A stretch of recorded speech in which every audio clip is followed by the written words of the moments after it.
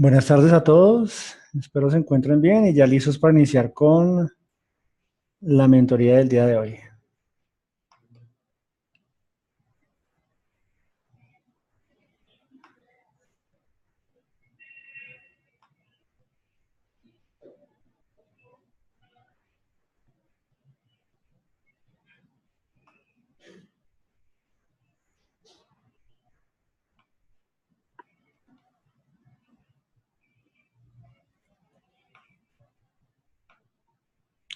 Les pido por favor me confirmen qué están viendo en este momento en la pantalla.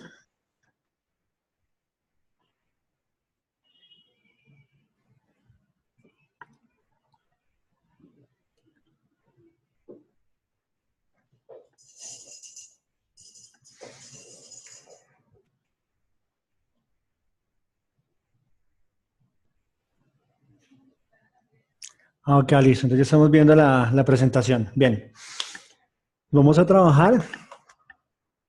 Listo, gracias. Vamos a trabajar hoy el tema de problemáticas asociadas con ordenamiento territorial. Para el desarrollo del tema, pues va a ser muy importante la participación de todos, que entre todos construyamos y hagamos los aportes necesarios. Como base del ejercicio, vamos a trabajar un poquito en lo que ha sido la historia de Bogotá, el presente y el futuro de Bogotá. Sin embargo, como tenemos equipos de diferentes ciudades, va a ser muy importante el aporte que nos puedan dar desde cada ciudad frente a la problemática que se está viviendo o los proyectos que tenemos de los POT, de los planes de ordenamiento territorial.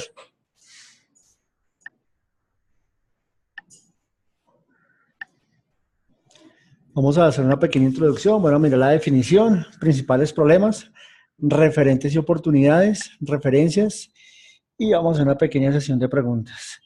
Como les digo, el aporte de ustedes es muy importante para el desarrollo del ejercicio. ¿Qué tal me están escuchando ahí? ¿Bien?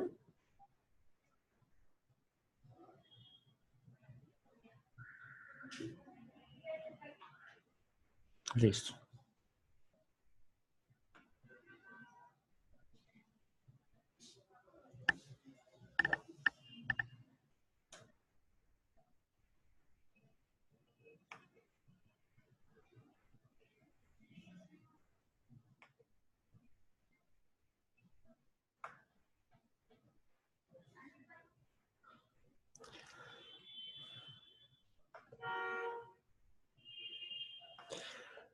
A diferencia de otras políticas sectoriales, las políticas espaciales de desarrollo buscan reducir las disparidades del desarrollo regional y los problemas de integración económico-espaciales.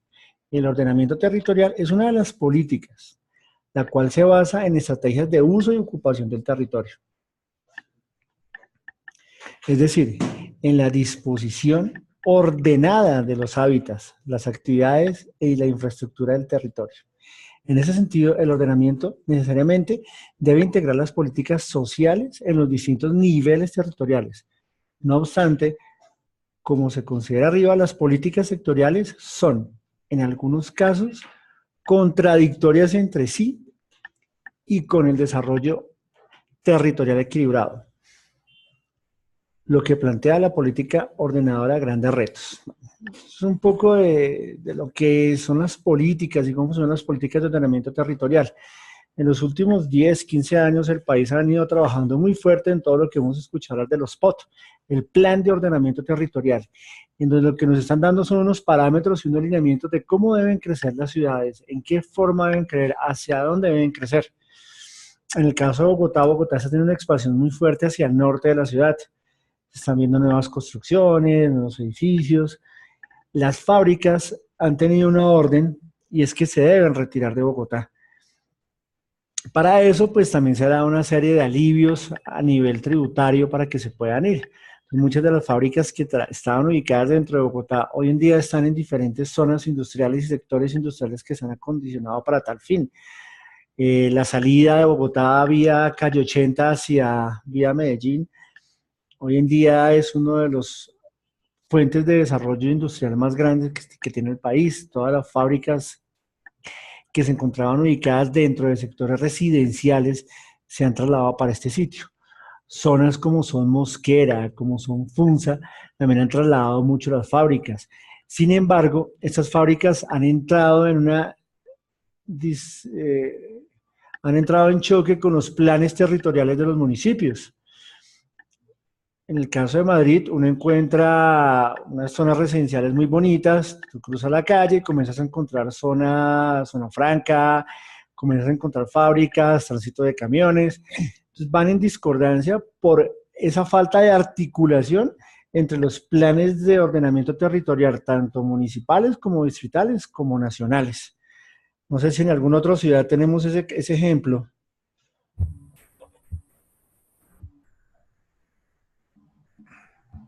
¿Quién nos quiere participar por chat? Nos comenta qué han visto frente a eso en sus ciudades.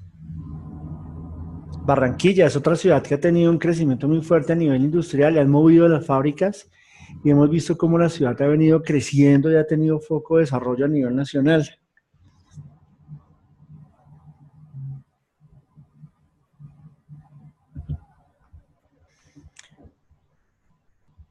Cuando vayan a solicitar por la palabra, por favor levantan la mano y yo les habilito acá el micrófono.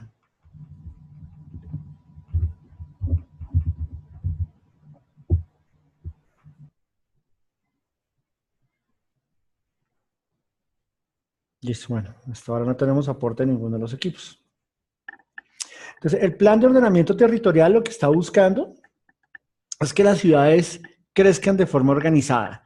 Colombia nunca lo ha hecho. Colombia nunca ha crecido de una forma organizada. Hasta hace unos 15 años para acá, ha venido tratando de tener un crecimiento organizado.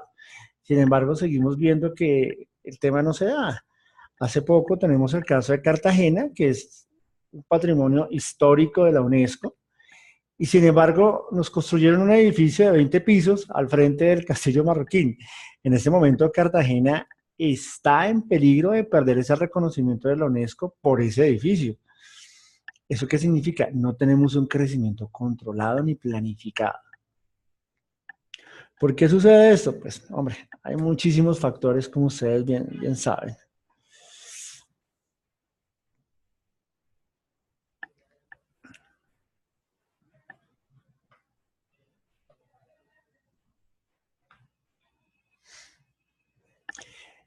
El ordenamiento territorial es un proceso que involucra directamente a los grupos sociales, ya que es el territorio donde tienen lugar sus actividades ordinarias.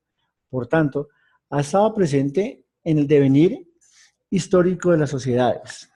En la actualidad, este tema corre especial relevancia en Colombia, dado su papel como instrumento de Estado para, por una parte, ejercer control sobre el territorio y por otra, orientar un determinado modelo de desarrollo. Con todo lo que ha venido sucediendo a nivel de paz, a nivel nacional, desde que se iniciaron los procesos de paz con las AUC, el proceso de paz que hemos vivido con las FARC y ahora con lo que viene del ELN, que esperamos continúen, hemos visto cómo han devuelto mucho territorio que tenían bajo su control.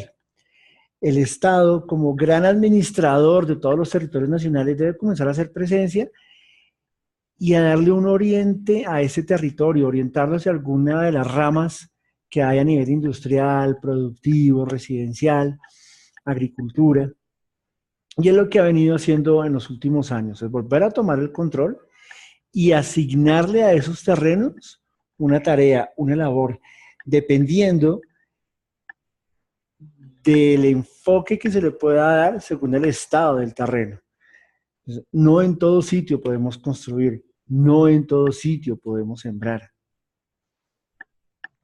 Y eso debido a la misma topografía y a las mismas condiciones del terreno. Sin embargo, ya vemos cómo el Estado está haciendo presencia, cómo ha venido entrando en los diferentes territorios nacionales y que todavía, sin embargo, hay territorios donde no se hace presencia y no se ha podido llegar a controlar. Por eso es muy importante que el Estado pueda ejercer esa soberanía y ese control sobre todos los territorios y ejercer su presencia por medio de un crecimiento ordenado. ¿Cómo vamos? ¿Sí me están escuchando? ¿Me están siguiendo?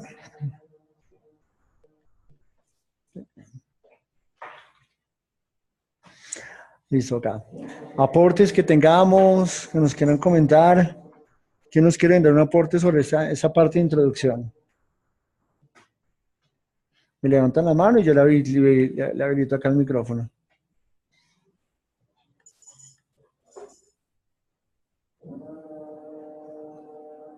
Bien. Perfecto y claro, listo. Hemos visto cómo las ciudades continúan creciendo y cómo el agro ha comenzado a volver a tener un empuje muy fuerte.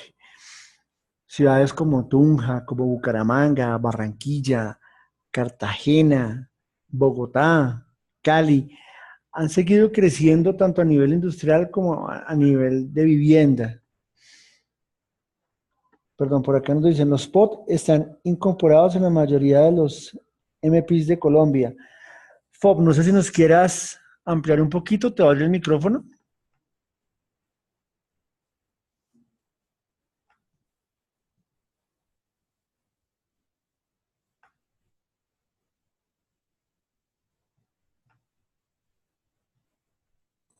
¿Aló?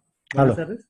Sí, hola. ¿Cómo vas? Buenas Cuéntanos. tardes, Andrés. No, es que generalmente cuando uno pues va a un municipio a investigar pues el tema de construcciones de cualquier tipo, cada municipio tiene pues incorporados en sus desarrollos el POT. Entonces lo envían a uno a ver todo este tema para ver hasta dónde puede llegar, qué puede construir, si el uso del suelo es permitido para lo que uno piensa desarrollar. Entonces, eso casi que está en todos los municipios. Sí, de hecho hay una ley, no lo tengo ahorita presente, no sé si alguno lo tengo por ahí, donde dice que todo municipio, todo departamento debe tener su POT. No sé si ustedes se acuerdan, en Bogotá, el POT lo aprobó desde la alcaldía de Samuel, aprobaron el POT. El momento que entró Petro, lo paró, volvió y lo reestructuró. Entonces, un ejemplo, en la alcaldía de Samuel, de nuestro hermoso alcalde, se definió que se iba a hacer la avenida longitudinal, la avenida Cundinamarca. Es una avenida que atraviesa todo el occidente de Bogotá, de sur a norte. Esa avenida lo que buscaba es descongestionar todo el tráfico de carga para que no entrara por Bogotá. Se empezó y se inició con la compra de los terrenos y todo este tema. Cuando llegó Petro, él inmediatamente lo que hizo fue parar el POT, lo redefinió y eliminó la avenida longitudinal. Y esos terrenos los comenzaron a utilizar para hacer otra serie de construcciones, colegios y otra serie de entidades y de temas. Sin embargo, esa avenida era uno de los planes de mayor envergadura e impacto a nivel demográfico en Bogotá. Eso le significaba salir de un atraso de más de 50 años a la ciudad. Cuando hay el cambio de la alcaldía, sale el señor Petro y entra el alcalde Peñalosa, se retoma nuevamente el POT, vuelve y se cambia, y se retoma la construcción de la avenida longitudinal. Entonces, este tipo de impactos son los que traen estos planes de ordenamiento. Sin embargo, pues viene el tema de que a medida que vamos cambiando de administración, cada administrador llega con un pensamiento muy diferente. Vemos que Oscar Colorado, muchas gracias por la intervención y por el aporte que nos hacen. Claro, gracias.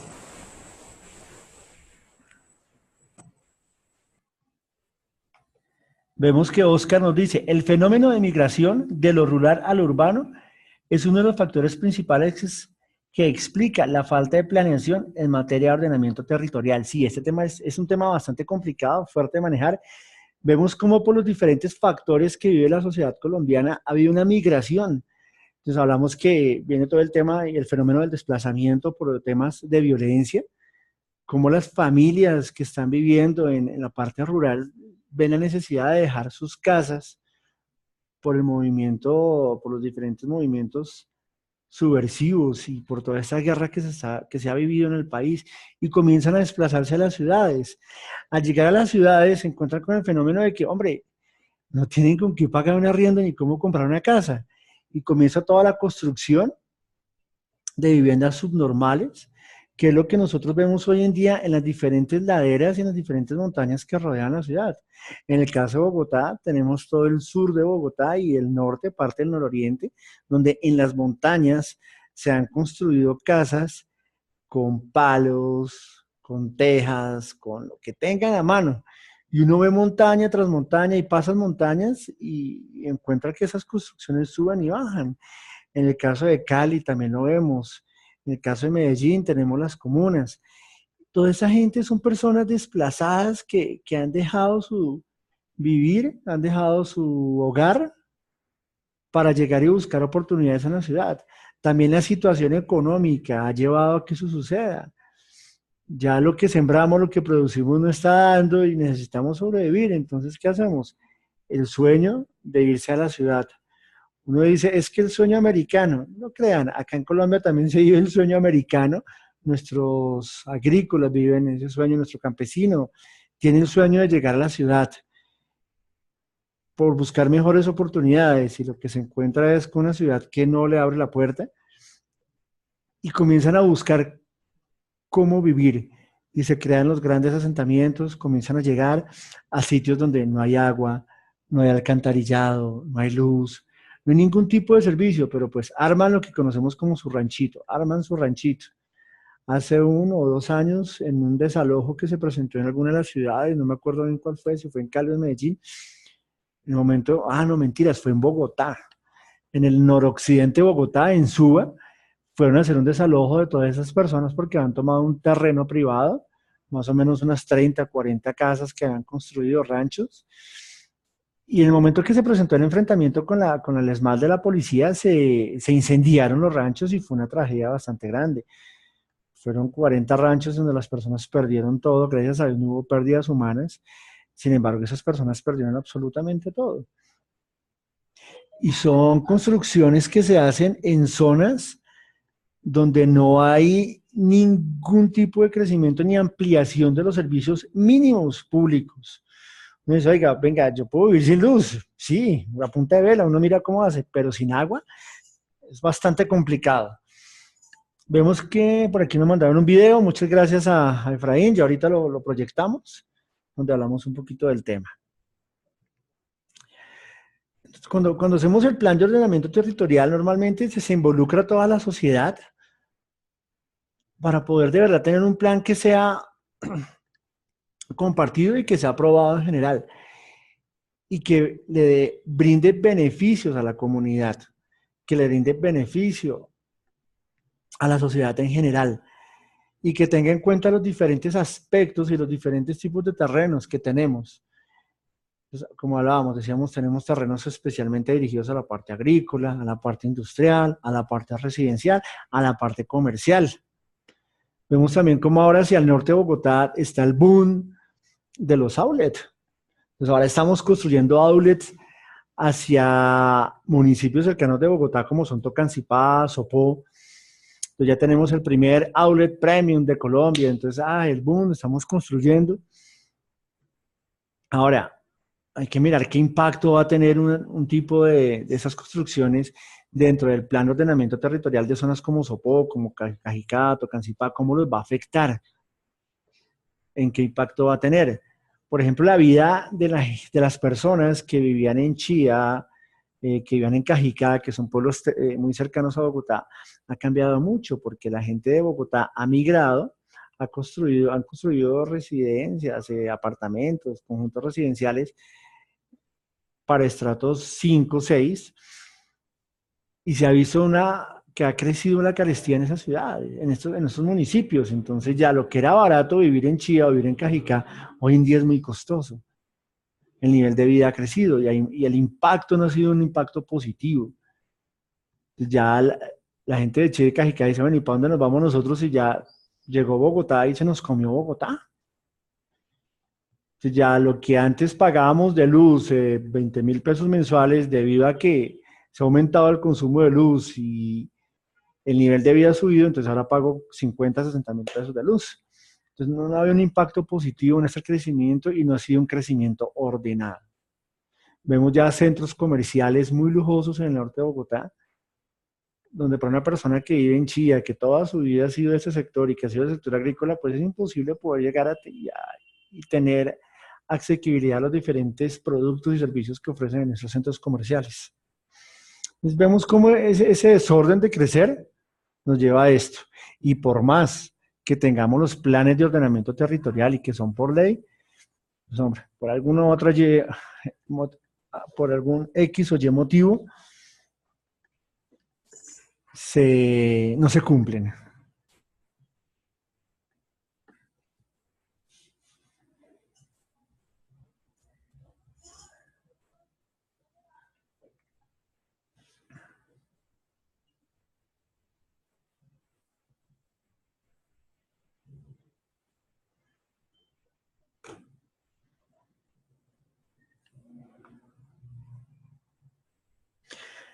Vamos a ver un ejemplo claro de lo que es crecimiento ordenado. ¿Alguien me puede decir de dónde es la foto de la izquierda?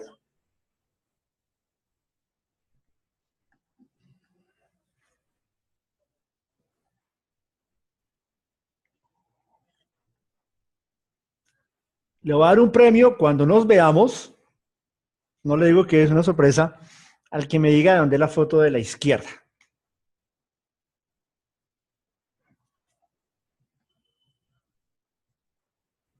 Muy bien, Oscar. Sí, señor, esa es la foto de Barcelona. Barcelona es un claro ejemplo de lo que es un crecimiento ordenado. ¿Ustedes se dan cuenta cómo se ven las manzanas?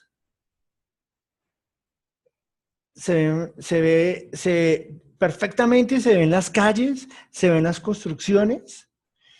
Y es una ciudad donde no hay pierde, uno no se pierde. Porque está bien organizadita, bien hecha. No existe el tema de diagonales, no existe el tema de transversales y venga a ver cómo nos acomodamos. No, Barcelona es una ciudad que desde su concepción se hizo de forma ordenada, organizada. Y es lo que vemos en esta foto. Ahora, ¿quién me dice qué ciudad es la de la derecha?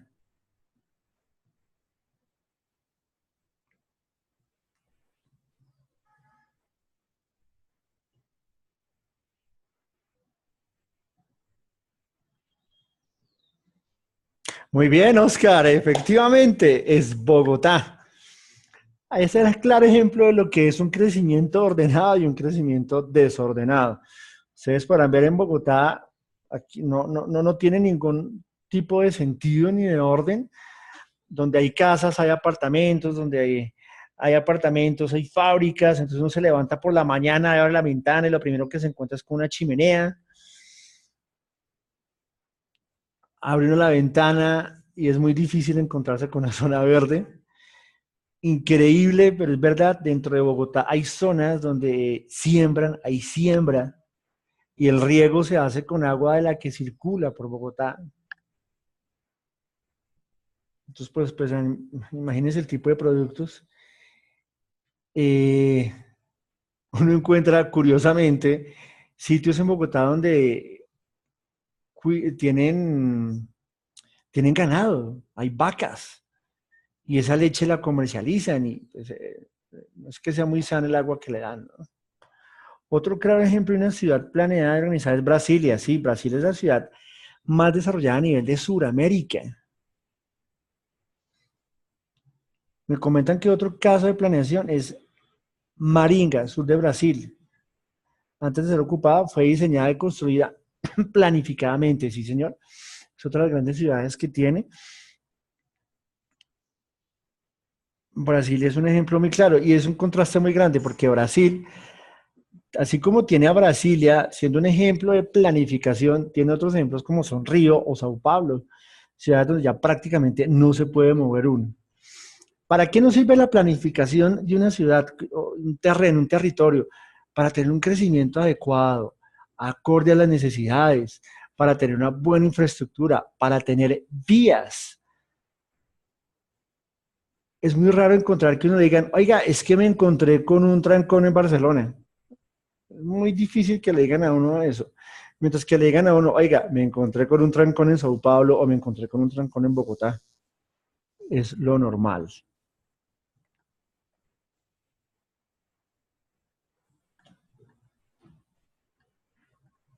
Entonces vemos cómo el crecimiento ordenado es un factor importante para tener el desarrollo de una comunidad, de una sociedad.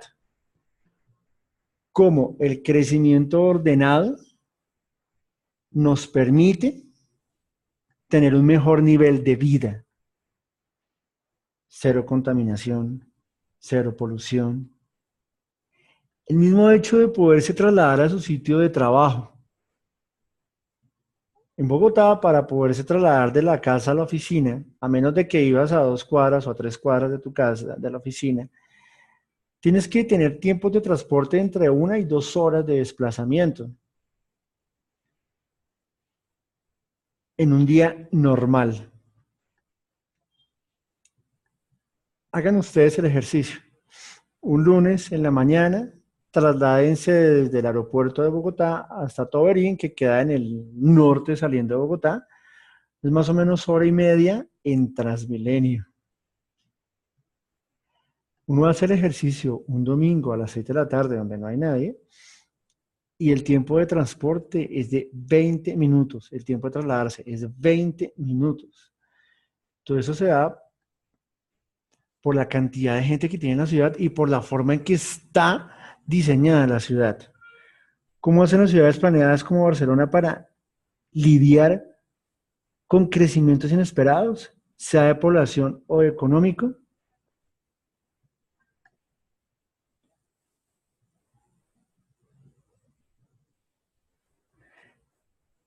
Listo. Vamos por acá con lo que nos habla, lo que dice ADL Medical.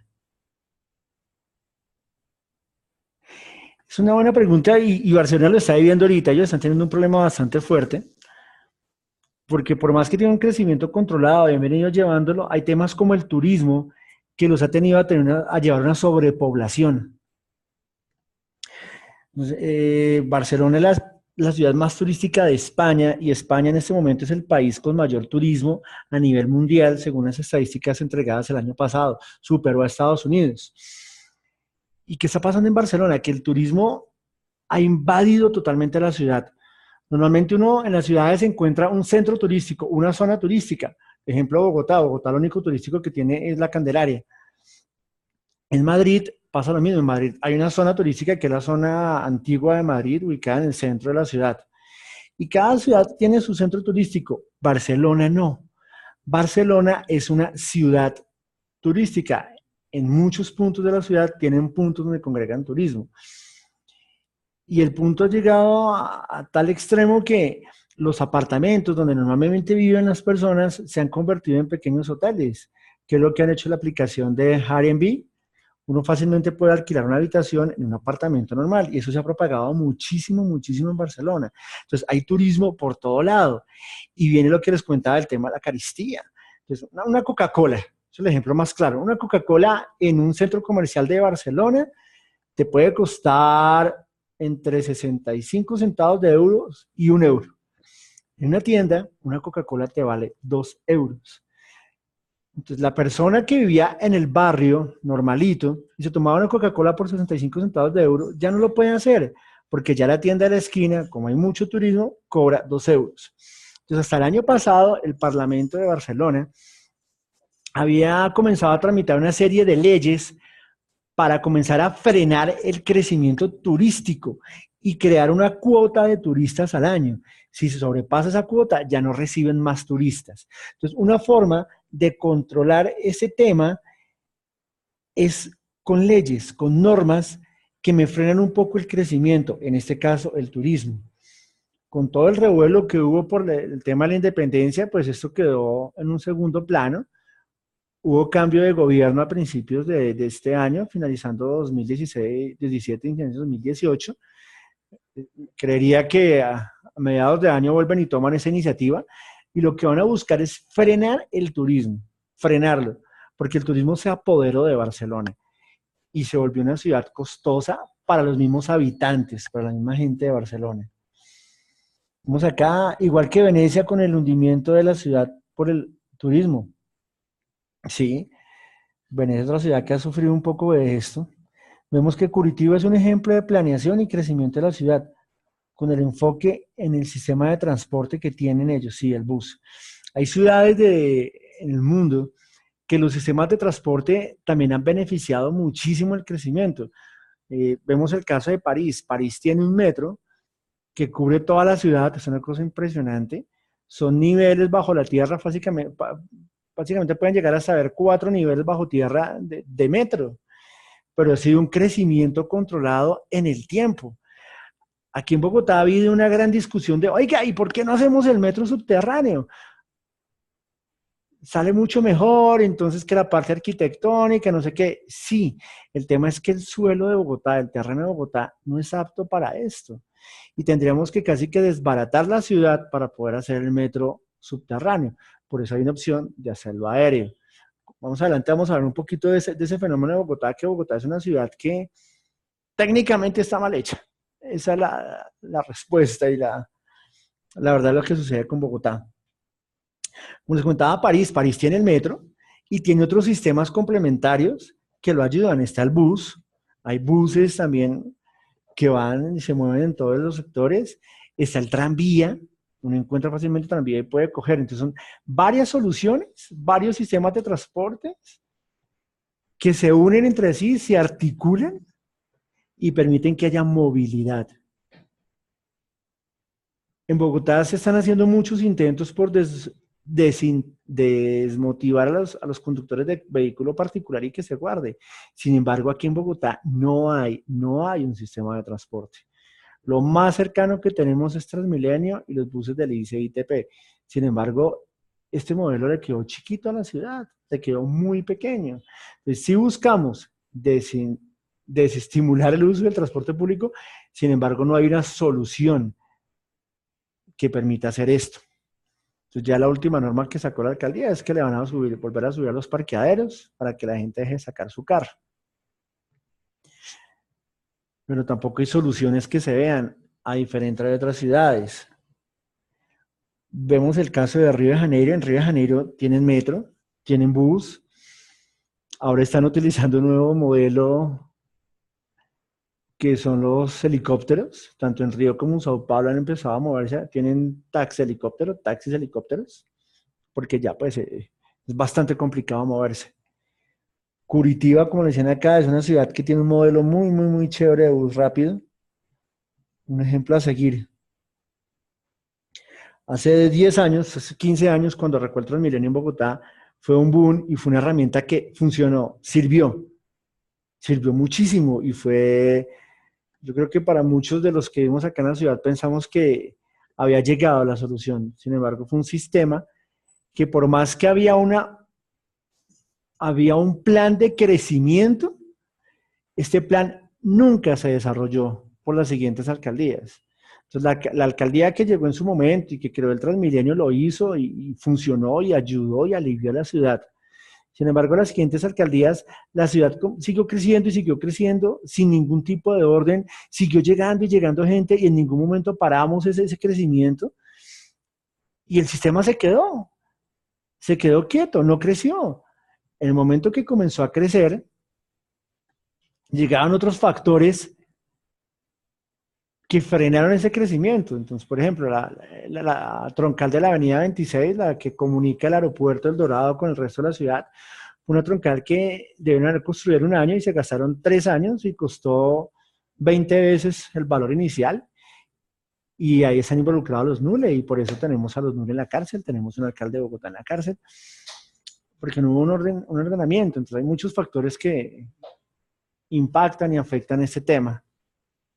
Hoy en día vemos que el sistema de transporte público de Bogotá, el STP, unos buses azules que circulan por la ciudad y se intercomunican con el Transmilenio, también está en una crisis muy fuerte porque se creó el sistema y no se planeó. Se hizo un sistema cortoplacista y los operadores quebraron. Entonces démonos cuenta cómo el tema de la planeación es de importante. Y así como es de importante el tema de la planeación, el tema de la continuidad es mucho más importante.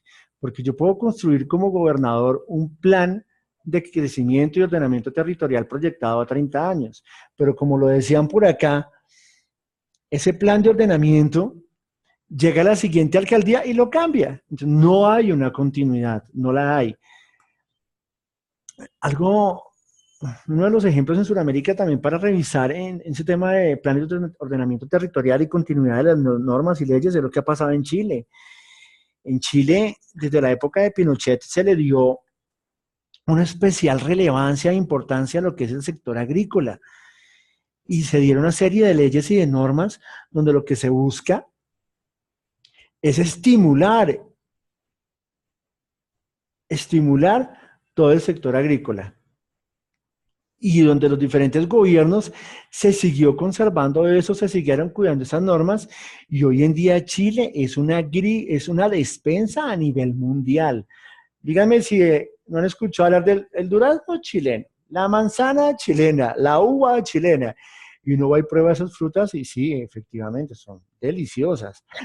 Traten ustedes de llevarse una manzana de Colombia a Chile en el avión y me cuentan qué pasa cuando entran a Chile. Traten de llevar ustedes algún tipo de comida, de fruta, de verdura a Chile y me cuentan cómo les va. Inmediatamente llegan a la aduana, los devuelven, los deportan, ni siquiera pueden pisar piso chileno, porque ellos cuidan mucho, mucho su producto, su agricultura. Y eso ha sido uno de los ejes fundamentales y básicos del crecimiento de la economía chilena. Equipo, por favor, no olviden responder la encuesta. Ahí nos mandaron el link. El POT es un instrumento de planeación a 10 años, pero la cuestión es que la gente no se involucra mucho en su construcción. Por ende, el gobierno de turno modifica a su libre albedrío. Totalmente de acuerdo. Totalmente de acuerdo y es un tema que duele y el ejemplo se ve en las fotos. Miren lo que es Bogotá hoy y Bogotá sigue creciendo, sigue creciendo y sigue creciendo. Y cada alcalde que llega, pues modifica y tristemente los planes de ordenamiento territorial están hechos a 10 años. Sin embargo, los periodos de los alcaldes están a 4 años. Me corrigen si estoy mal. Entonces imagínense, y cada alcalde es como gerente de empresa, ¿no? Yo quiero llegar, yo llego como nuevo, entonces yo quiero mostrar mi gestión. Yo quiero mostrar lo que hago. Entonces voy cambiando y voy haciendo las cosas a mi manera. Y eso es lo que nos afecta, no hay esa continuidad.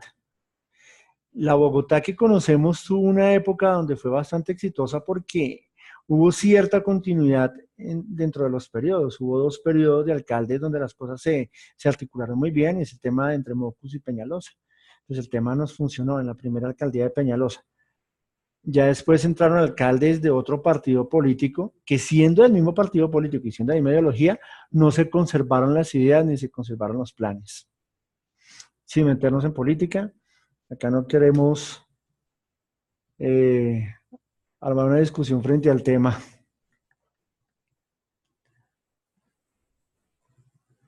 Listo. Más adelante vamos a ver un poquito los videos que nos han regalado, que nos han enviado. Bueno. Hay unos elementos, unos factores que relacionan y se ven reflejados en el crecimiento de las ciudades y de nuestro campo. Vemos, por ejemplo, lo que es los conflictos de uso de tierra por incompatibilidad. ¿Qué sucede? Vamos a leer el texto y después lo comentamos. Importante, equipo, si quieren hacer sus aportes, por favor, levanten la mano. Esto lo construimos entre todos. Es importante que todos participen. La entrega a diestra y siniestra de baldíos es una de las razones por las que hay dificultades a la hora de hacer productivos algunos territorios del país. Cerca de una tercera parte del suelo de Colombia, tercera parte, equipo, del suelo de Colombia, está explotado de manera equivocada, porque según los registros del Instituto Geográfico Agustín Codazzi, 40 millones de hectáreas del territorio continental del país está sub- o sobreutilizado. Eso es harto. 40 millones de hectáreas, la tercera parte del país. Esta situación se debe a varias razones, pertenecientes a cómo se distribuye la tierra por parte del gobierno nacional. Por ejemplo, la explotación del suelo en actividades agrícolas tiene un total de 5 millones de hectáreas, pero existe un espacio de 22 millones de hectáreas aptas para el establecimiento de ese tipo de cultivos. Esto significa que 16 millones de hectáreas no son aprovechadas para este fin y están localizadas principalmente en las regiones Caribe, Andina y la Orinoquía. Algo contrario sucede con el territorio ganadero. Y miren, el eje del crecimiento de la economía de muchos países, y caso Chile, es la agricultura. Nosotros tenemos en dónde sembrar y cómo ser la despensa del mundo. Sin embargo, es algo que no se ha podido explotar por la misma violencia que sufre el país, no se puede mover. Y así, eso es una historia de 40 años donde nuestros agricultores han sufrido esa violencia y se han desplazado o se han convertido también en factores detonantes de ese fenómeno.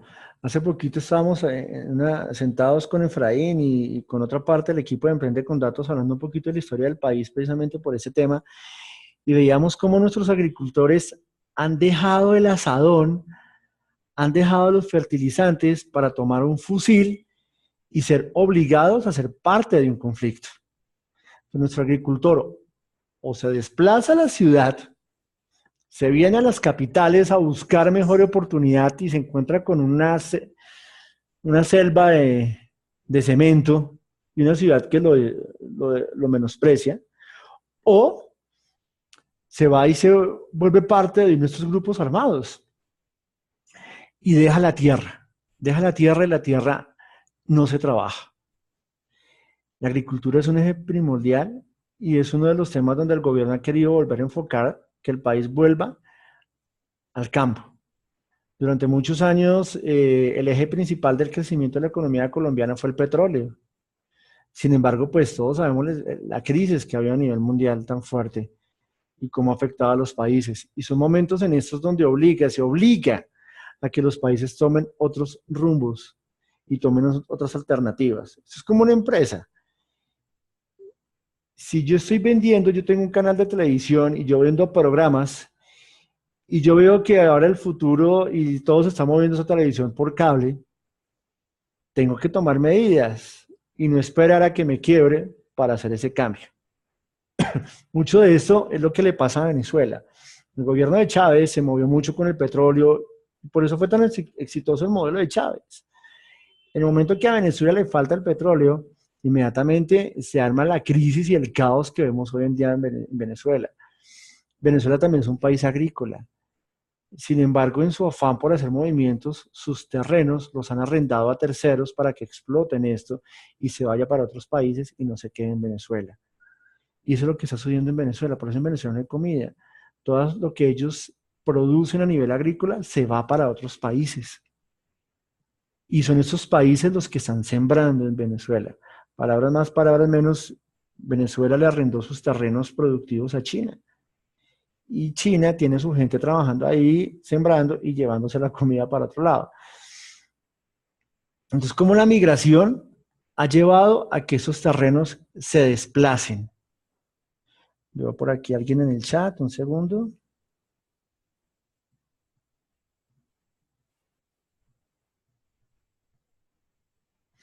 Nos dice Sabiu, es tan paradójico en Colombia que por ser tan rico en recursos naturales no hemos podido usarlos racional y económicamente en beneficio de los colombianos. Sí, totalmente cierto. La agricultura colombiana, de hecho, ni siquiera funciona para los colombianos. Para las personas que hemos tenido la oportunidad de viajar, es muy triste llegar a otro país y encontrarse uno en un supermercado con un durazno amarillo, grande, hermoso. Y me sucedió que en algún lado encontré un durazno así, lo mordí y qué durazno tan delicioso. Y pregunté, oiga, ¿estos duraznos son chilenos? Y la respuesta que me dieron, no, son colombianos. Son colombianos, yo aquí en Colombia no me como un durazno de esos. Si lo compro en Colombia es porque es durazno chileno, pero no el durazno colombiano, el que uno se come acá en un supermercado, es chiquito, es verde y es amargo. Mire cómo la producción agrícola de Colombia ni siquiera se utiliza para alimentarnos a nosotros, sino para alimentar a otros países. Lo mismo pasa con las flores. Nosotros vemos unas flores muy bonitas, muy hermosas, pero son flores que duran 1, 2 días. La flor fuerte, la Excelsior, se va para afuera del país. Más paradójico aún, con todo este tema agrícola. El café. Los colombianos no sabemos tomar café. Nosotros nos tomamos el café de batalla, de combate. El café premium no lo conocemos y no lo probamos. Y este café premium es el que se llevan para fuera del país. La misma agricultura ni siquiera nosotros la disfrutamos. Y no se utiliza en beneficio, no, para nada. En el momento que Colombia comienza a explotar el sector agrícola, equipo, les cuento, Colombia se dispara. Si nosotros fortalecemos nuestra agricultura, se dispara. Sin embargo, la violencia que hemos vivido, a lo que más impacta y a lo que más ha deteriorado ha sido nuestro sector agrícola. A lo que más duro le ha dado. Hemos perdido a nuestros campesinos. El campesino hoy en día prefiere venirse para la ciudad. Es muy raro encontrar un muchacho de 20, 25 años que se haya criado en el campo que diga, no, es que yo me quiero quedar en el campo sembrando. Ellos dicen, yo quiero irme para Bogotá o para la capital o para una ciudad a buscar mejores oportunidades. Y llegan acá a trabajar en vigilancia, manejando un carro, en lo que encuentren.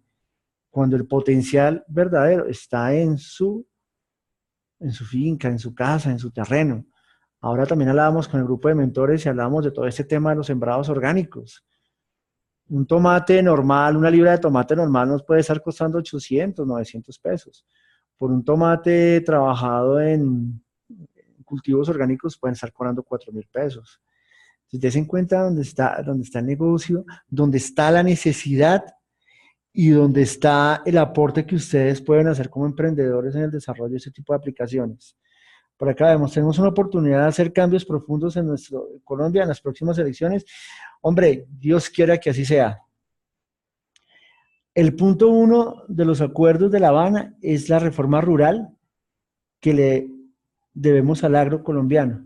La idea es que construya la tierra para volverla más productiva. Esa es la expectativa que tenemos y la ilusión que tenemos todos, que esto cambie, que esto mejore. Otro ejemplo que vemos de cómo está mal distribuido y cómo se ha distribuido el tema que en el caso de Bogotá, es la reserva Bandenhammer. No sé si ustedes han escuchado.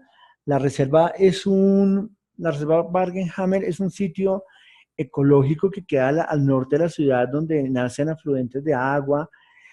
Tenemos fauna silvestre, tenemos una serie de elementos ecológicos muy lindos y que ayudan a preservar el ambiente ecológico de la ciudad. Sin embargo, durante muchos años, por X o Y motivos, X o Y personas han construido sus residencias ahí. Y el tema se ha movido tan fuerte, y la fuerza que ellos han hecho para que eso sea aprobado para construir ha sido tan fuerte que una de las últimas normas que sacó la alcaldía es que en una zona de la reserva ecológica se puede construir. Y ya en cualquier momento van a comenzar a hacer edificios, apartamentos, donde esto siempre ha sido una reserva ecológica. Hacia el occidente de la ciudad pasa lo mismo. Tenemos la reserva Juan Amarillo, que es un lago, y es el humedal Juan Amarillo, es un lago con toda su fauna y su flora, y hemos visto cómo la construcción hacia el occidente de la ciudad ha venido acortando y quitándole terrenos a estas reservas. Hemos visto cómo en la construcción de la avenida longitudinal, uno de los tramos pasa por la reserva Juan Amarillo y lo que se tiene proyectado es hacer un puente que pase por encima de la reserva sin que haya impacto ecológico, lo coloco entre comillas. Vemos cómo los terrenos que están definidos para hacer reservas ecológicas se toman para construir. Y por más que son parte de un POT, de un plan de ordenamiento territorial. Sin embargo, la naturaleza no perdona. La naturaleza, el hombre la invade y la misma naturaleza se encarga de sacarla. Y a eso se ven muchos fenómenos naturales de los terremotos y todo eso, donde pues el mismo planeta tiene vida y él se siente inconforme y pues busca recuperar su espacio. También vemos en sitios como en la zona Caribe, a los que hemos tenido la oportunidad de desplazarnos entre Barranquilla y Santa Marta, vemos como la Ciénaga ha venido siendo invadida para crear ahí casas de personas de bajos recursos. De hecho, es bastante particular porque las casas las construyen sobre el agua. Les colocan unos pivotes en madera que sostienen la casa y se comunican las casas por unas especies de puentes de madera y se comunican con la vía principal. No sé si ustedes lo han visto. Entonces comenzamos a desplazar y el problema para esas familias es cuando las crecientes de la ciénaga crecen. Y eso mismo pasa en las zonas donde podemos tener temas de cultivo, donde podemos tener ganadería, pues estamos es construyendo. Y en torno a esto, pues hay muchísimos, muchísimos, muchísimos intereses, tanto públicos como privados. Y como lo decían por acá, el tema es que nosotros como sociedad, pues no participamos y permitimos que se tomen decisiones que van en contra. Eso es muy importante. Entonces vemos cómo los conflictos de uso de tierra por incompatibilidad nos afectan y cómo se ve reflejado en esos sectores. ¿Cómo vamos hasta ahí, equipos? ¿Estamos? ¿Me siguen?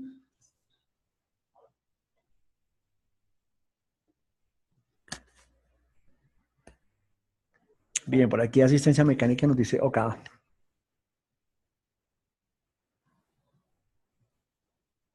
Yo les hablo de Bogotá, les pido por favor que si tienen ejemplos de otra ciudad, los comenten, los discutamos, los hablamos acá. Aprovechamiento no sostenible de recursos naturales es otro gran problema de todo lo de ordenamiento. El aprovechamiento sostenible, el, apro el aprovechamiento no sostenible implica el manejo irracional de los recursos naturales sin tener en cuenta su capacidad de renovación, sobreexplotados y evitando que termine su ciclo de renovación. Problemas como el uso de agroquímicos en el cultivo de alimentos, la deforestación, erosión del suelo, contaminación de aguas subterráneas y expulsión de gases que pueden afectar la capa de ozono. Todos estos problemas tienen consecuencias negativas y es difícil eliminarlos a corto plazo. Aquí pues este tema nos está doliendo. Es un tema que nos está doliendo y que no somos conscientes de esto. No somos conscientes. Un ejemplo claro de esto, vamos a meternos un poquito con el sector del petróleo. Hay una tendencia a nivel mundial de utilizar metodologías de extracción de petróleo como es el fracking. Y es que comienzan, si hay alguien que trabaja en ese sector y la estoy embarrando, por favor me corrige. En el fracking comienzan a bombardear agua a altas presiones para sacar el petróleo y reemplazan el petróleo por agua. Y eso pues trae sus efectos colaterales, comienza a tener sus daños al medio ambiente. Son metodologías no convencionales que están utilizando a nivel mundial y que son mucho más costo eficientes que la explotación normal de petróleo. Y esto está afectando de una manera impresionante los ecosistemas. Y son ecosistemas que no son renovables, no se van a renovar, no vamos a volver a tener vegetación, no. El agua termina filtrándose y el terreno pierde su sustento, se daña el terreno y ya no se puede hacer nada ahí.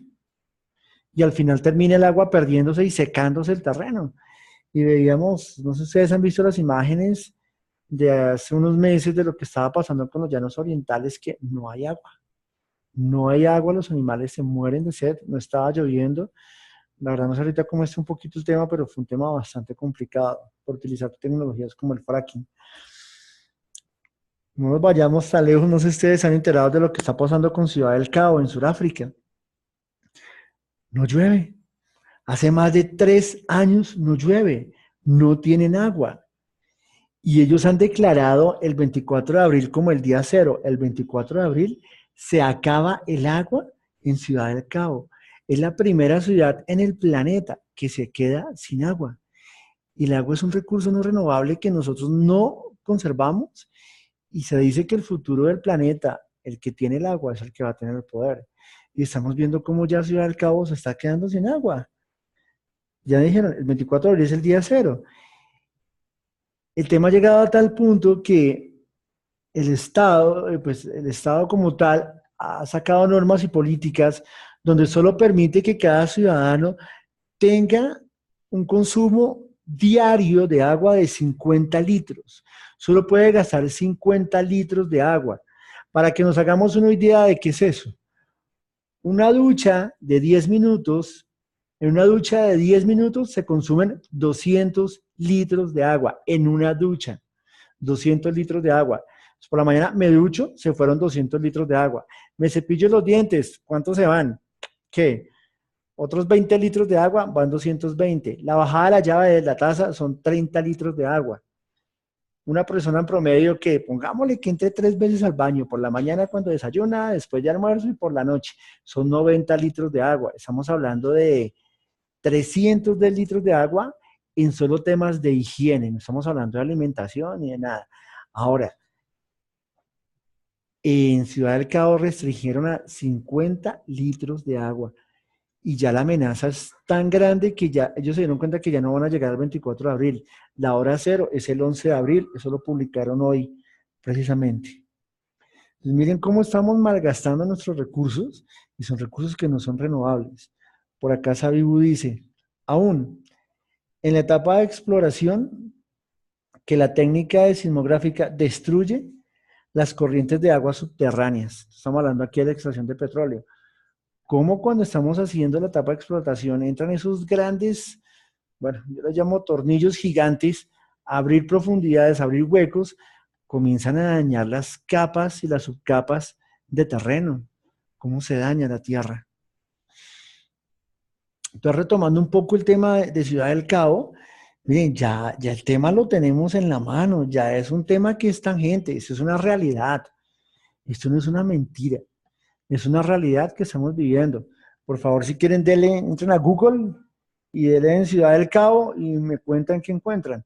Y van a encontrar con que el tema es complicado. Esta mañana entrevistaban en la W a un colombiano que vive en Ciudad del Cabo y él decía que el tema es delicado, que es verdad lo que están viviendo, que ya habían bajado al 11 de abril la alerta y pues la gente no sabe qué hacer. Y dicen, si yo me baño hoy, yo no me baño mañana. Si yo entro al baño hoy, ya me toca aguantarme hasta el otro día porque no hay cómo descargar la cisterna. ¿Y qué están haciendo? Como el Estado está llevando el control del consumo de agua, casa donde encuentran que se está consumiendo más de lo debido, empiezan a sancionarle, a colocarles grandes multas económicas. Y ya han pensado a tomar medidas más drásticas frente a las personas que consuman más de lo debido. Como les comento, uno se está consumiendo entre fácilmente 400 litros diarios de agua y allá solo tienen permitido 50. Porfa, cuando se entren a bañar, acuérdense de esto. Cada vez que entren al baño, acuérdense de esto. Cada vez que abran la llave del agua, ténganlo presente. Y los mismos planes de ordenamiento territorial, por la falta de control en el crecimiento, han llevado a que afectemos esas fuentes hidráulicas, lo que les comentaba fuentes hídricas, perdón, lo que les comentaba de la reserva Bandenhammer, lo que pasa con Juan Amarillo aquí en Bogotá. ¿Cómo se está afectando? ¿Cómo estamos contaminando? El tema de las fábricas, cómo botan sus desperdicios a los ríos, a los afluentes. Es un tema que nos está golpeando mucho y el clima está loco. A mí que no me digan que Bogotá no está rarísimo. En este momento, por ejemplo, en Bogotá está haciendo un sol bastante fuerte después de haber tenido una lluvia de hora y media solo en una parte de Bogotá. Lo vemos también, la emergencia que está viviendo París en este momento es muy, muy fuerte. Para los que no tienen conocimiento, el río Sena se está saliendo de su caudal. El río Sena atraviesa prácticamente a París por la mitad y se está desbordando. Los museos han tenido que cerrar, las zonas turísticas han tenido que cerrar. Las imágenes que muestran es que ya el agua está pegando sobre directamente los puentes por las lluvias que se han presentado. Entonces, el cambio climático es una realidad. Las personas que vivimos en Bogotá estamos acostumbradas en que en Bogotá llovía un pedacito de diciembre y después era sol. El verano que estamos acostumbrados a ver entre diciembre y enero, este año no se vio, no lo hemos visto. En diciembre llovió. ¿Cuándo llovía en Bogotá un 31 de diciembre o un 1 de enero? Nunca, porque ya arrancaba el verano. La estacionalidad se corrió. Y hoy vemos en febrero cómo ya está empezando nuevamente a llover. Entonces, el cambio climático es una realidad. Y esto se ve afectado mucho por la forma en que estamos creciendo, cómo estamos creciendo. El tema de los usos de los químicos en los cultivos. No sé si ustedes han escuchado lo que está pasando con las abejas. Curiosamente y atípicamente, las abejas están en peligro de extinción porque todos los químicos que se utilizan para regar las frutas, las flores, los cultivos, son venenos que las abejas están consumiendo. Cada vez que ellos llegan a recolectar su polen, lo que se están comiendo es este veneno y se están acabando las abejas. Hombre, ¿en qué nos puede afectar? Es mucho. La producción de miel que hacen las abejas, la miel es un tema que se utiliza también para muchos temas medicinales. Por ejemplo, los jarabes que tomamos para poder limpiar nuestros pulmones de flema, muchos de esos jarabes los fabrican teniendo como base la miel. Y es una especie que se está acabando. Ya no me acuerdo el nombre que utilizan las personas que trabajan con abejas, ya han levantado la mano y han dicho, oiga, pilas porque ya no hay abejas, no hay. Entonces, muchachos, el tema a medida que nosotros golpeemos y trabajemos con nuestra parte natural, pues va a ayudar muchísimo y va a beneficiar muchísimo. El tema de la deforestación, como hemos venido quitando árboles para abrirle camino a carreteras. Ahorita se está construyendo mucho el tema de las carreteras 4G en el país, que ha sido un avance muy bueno. Sin embargo, pues los manejos medioambientales no han sido los más adecuados. Es curioso, pero lo que pasó hace 1 o 2 semanas que se caiga un puente que están construyendo. El tema de la caída de ese puente es tan complicado que la carretera Bogotá-Villavicencio tuvieron que cerrarla ayer y quedaron incomunicados los llanos orientales con el centro del país, porque hay un peligro muy grande de que se caiga la otra parte del puente y que se vea afectada la primera carretera precisamente por este tema del manejo de los suelos. Apicultores, bien, muchas gracias, se buscan apicultores. Retomando, vemos cómo afecta, vemos cómo los incendios forestales nos han golpeado tan duro, tan duro, tan duro. Y no nos hemos preocupado por volver a sembrar estos árboles. Y eso es un tema que se necesita. La capa de ozono tristemente pues ha venido perdiendo. Sin embargo, hay una noticia que leí en estos días que me gustó y me alegró mucho, y es que la capa de ozono en determinadas partes del planeta donde ha perdido parte de su grosor ya lo ha recuperado. Ha recuperado, ha vuelto a tener fuerza, pero eso ha sido gracias a las medidas que se han tomado, a la lucha que se ha hecho para poder cuidar nuestros recursos. Sin embargo, hay políticas que se han tomado en el último año que van en contra de esto, y es una de las preocupaciones muy grandes que hay a nivel mundial, y pues para nadie es mentira lo que está pasando con Estados Unidos y con el señor Trump. Cómo ha afectado y cómo va a afectar a futuro el salirse de todos los convenios, el convenio de Kioto, el de París, que son para cuidar todos nuestros recursos naturales, y la salida de Estados Unidos, pues al ser un país industrializado, impacta muy fuerte. Y lo más complicado es que pues detrás de Estados Unidos seguramente van a haber otras potencias que se van a comenzar a retirar y van a comenzar a acabar con sus planes de cuidado medioambientales.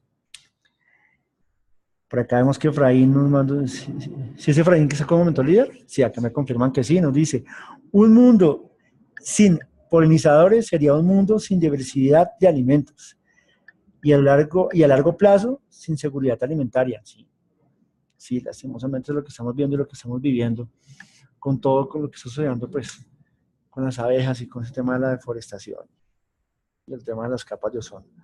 Entonces, equipo, uno de los grandes problemas que tenemos, aprovechamiento no sostenible de los recursos naturales, cómo estamos abusando de una forma indiscriminada de nuestros recursos naturales que no son renovables.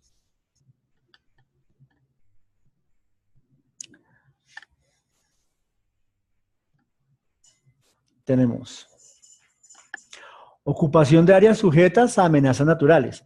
Los desastres de magnitud crean áreas de gran diversidad poblacional, campamentos para damnificados y centros de socorro, invasiones donde los servicios vitales adecuados pueden faltar, para la ruptura de líneas vitales de agua, energía, alcantarillado, comunicación, transporte, falta de agua potable y carencia de instalaciones sanitarias básicas pueden disminuir el nivel de higiene existente.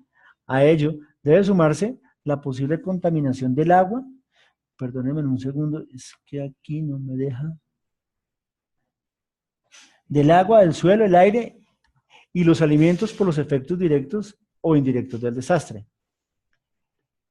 El ambiente también se altera por interrupción de servicios, aumento de criaderos de insectos, anulación de áreas afectadas, migraciones y nacimiento.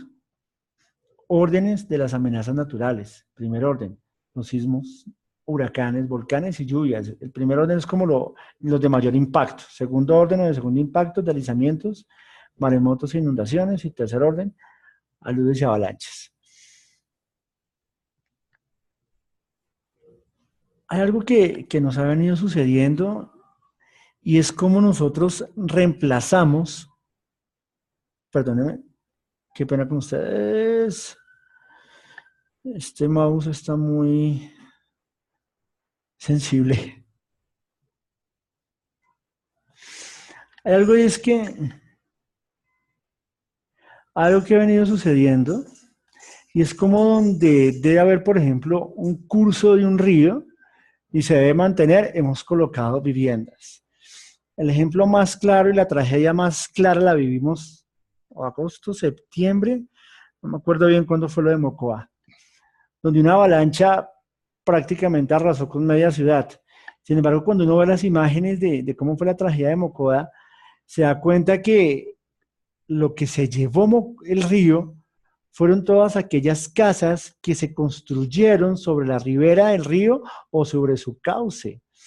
Entonces vamos a construir, uy, pero es que aquí atraviesa un río. Ah, no, pues lo más fácil es corramos el río y nos sentimos con autoridad de correr la ribera del río, correr esa vía y lo corremos. Sin embargo, como les decía, la naturaleza recupera su terreno. Ella levanta la mano y dice, qué pena con ustedes, esto es mío. Y es casos como el de Mocoa, donde la avalancha baja y se lleva lo que se encuentra. Y se encuentra como, de una forma muy curiosa, un médico se salvó porque el médico había construido un bosque y lo que construyó fue una barrera para su casa, porque él decía, esta vaina en algún momento va a bajar una avalancha y el río nos va a llevar. Y el tipo construyó un bosque y mucha gente lo tildó de loco y no sé qué, y lo salvó a él y como otras 5 casas por el bosque que hizo. Entonces, la naturaleza siempre va a buscar retomar su cauce. Otro ejemplo de esto es cómo, perdónenme un segundo que una pregunta. Henry nos dice, ¿cómo se mide la sostenibilidad? La sostenibilidad se mide en unidades de bienestar que se reflejan hacia la sociedad. Entonces, un ejemplo de esto y una metáfora es, a nivel empresarial, la unidad de medida es el EBITDA y el retorno de la inversión. ¿Cuánta plata me retorna? ¿Cuánto estoy ganando yo como empresa? La sostenibilidad es un tema económico y social que se mide como se mide en la construcción de un acueducto, de una carretera. Esos son temas que yo no puedo medir en retorno de la inversión. Pero si hay unas unidades que se definen como unidades de bienestar, que son medibles a nivel económico, y cada país le da a cada unidad de bienestar le da un valor. Entonces, ¿cuánto bienestar estoy generando? La sostenibilidad, ¿cuánto bienestar estoy generando para la sociedad y para el medio ambiente? Eso es por medio de unidades de bienestar. Construir un acueducto, hombre, ¿cómo voy a medir yo el retorno de la inversión? Por medio de unidades de bienestar. ¿Qué tanto bienestar estoy generando a la comunidad, a la ecología, al medio ambiente? Listo. Continuando con el tema de ocupación de áreas sujetas a amenazas naturales. Otro gran ejemplo de esto es Bogotá. Bogotá como tal. Bogotá es una ciudad que al no tener un crecimiento controlado, hemos colocado casas por todo lado, apartamentos, edificios. Entonces uno encuentra edificio, casa, edificio, casa, edificio, casa. Hace algunos años, una de las cosas que hizo Antanas Mockus fue hacer bueno, reconstruyamos historia. Siempre ha habido un tema y es que hay una amenaza sísmica para Bogotá, y desde el tiempo de los abuelos, yo me acuerdo que mis abuelos decían, en Bogotá va a haber un terremoto. Los abuelos también dicen, en Bogotá hace muchos años hubo un terremoto y la gente salió espabilada corriendo y por eso fue que nació Girardot. Y también hemos escuchado el concepto de que aquí va a temblar y va a haber un terremoto, y yo me acuerdo mucho de mis abuelos diciéndome eso. Y la verdad sí, sí va a haber un terremoto en Bogotá. Pero ojo, no sabemos cuándo, no se tiene ni idea, ni qué es lo que sucede. A nivel, los que son ingenieros civiles, si están metidos en el tema, de pronto me entienden y me ayudan o me corrigen. El planeta tiene algo que llaman las placas tectónicas, que es sobre lo que están las ciudades y estamos todos. Esas placas tectónicas, por el movimiento que tiene el planeta y la vida que tiene el planeta, se mueven y se van fraccionando y se van partiendo. Cuando esas placas tectónicas se parten o se mueven y choca una contra la otra, es cuando se genera la liberación de energía, y es cuando se producen los terremotos y los sismos. La placa tectónica sobre la que está parada Bogotá y Cundinamarca es la única placa tectónica a nivel Colombia y creo que a nivel Latinoamérica que por el movimiento del planeta no se ha partido, sigue estando estable. Sin embargo, hay muchas placas que se han partido, hay mucha energía que se ha acumulado y que están ahí hacia los lados esperando que se parta la placa tectónica para poder tener salida. Por eso se dice que en algún momento va a haber un terremoto en Bogotá. Aparte de eso, Bogotá está sobre algo que se llama el Cinturón de Fuego del Pacífico. Entonces, si ustedes cogen un mapamundi, van a encontrar como, sí, llamémoslo como una protuberancia, que son las cordilleras, que va abajo desde Chile, sube por toda la parte, por todo el mar Pacífico, da la vuelta por América Central, sigue dando la vuelta, pasa por Los Ángeles, baja y viene por todo el continente asiático y se comunica casi hasta Japón. Entonces, esto es lo que llamamos el Cinturón de Fuego del Pacífico. ¿Y eso qué es? Cuando se ven esas protuberancias, son partes donde la naturaleza ha tenido, ¿cómo les explico? Las placas tectónicas se han salido, por decirlo así. Entonces, cuando uno mira Bogotá, el oriente de Bogotá son montañas. Eso es una parte de una falla tectónica. El sur de Bogotá, todo lo que es Ciudad Bolívar, esos sectores donde están las montañas, también tenemos una falla. Entonces tenemos la falla del Romeral, que es lo que atraviesa el sur de Bogotá, donde está Ciudad Bolívar, todos estos barrios. El oriente de Bogotá también se dice que es una falla geológica que viene desde abajo de los llanos orientales. Entonces la falla del oriente, la falla del Romeral, todas esas fallas vienen desde los llanos orientales y suben por la cordillera oriental, y es lo que conocemos como el Cinturón de Fuego del Pacífico. Entonces eso lleva a que Bogotá sea una ciudad que en su terreno pues sea inestable, y se espera científicamente y técnicamente que en algún momento de la vida haya un terremoto. ¿Cuándo? No tenemos ni idea. Aquí lo único que podemos hacer es prepararnos. Y eso debido al terreno. Pero eso lo sabemos a ciencia cierta hace 10 años, hace 15 años, cuando Antanas Mockus hizo el estudio. Entonces Antanas dijo, listo, ya sabemos que va a temblar. Listo. Ahora, ¿qué puede pasar si tiembla? Entonces miremos cómo es el terreno de Bogotá. Y comenzaron a encontrar que Bogotá está pésimamente mal construida. ¿Por qué? Porque donde hay edificios deben haber casas. donde hay casas deben haber edificios. Bogotá tiene un terreno irregular. Entonces tenemos todo lo que baja las montañas, es lo que llamamos roca montañosa, y eso es roca firme, el subsuelo de roca firme. Tenemos otro terreno como parte del suroccidente de Bogotá, Kennedy y sus alrededores, que es un terreno arcilloso.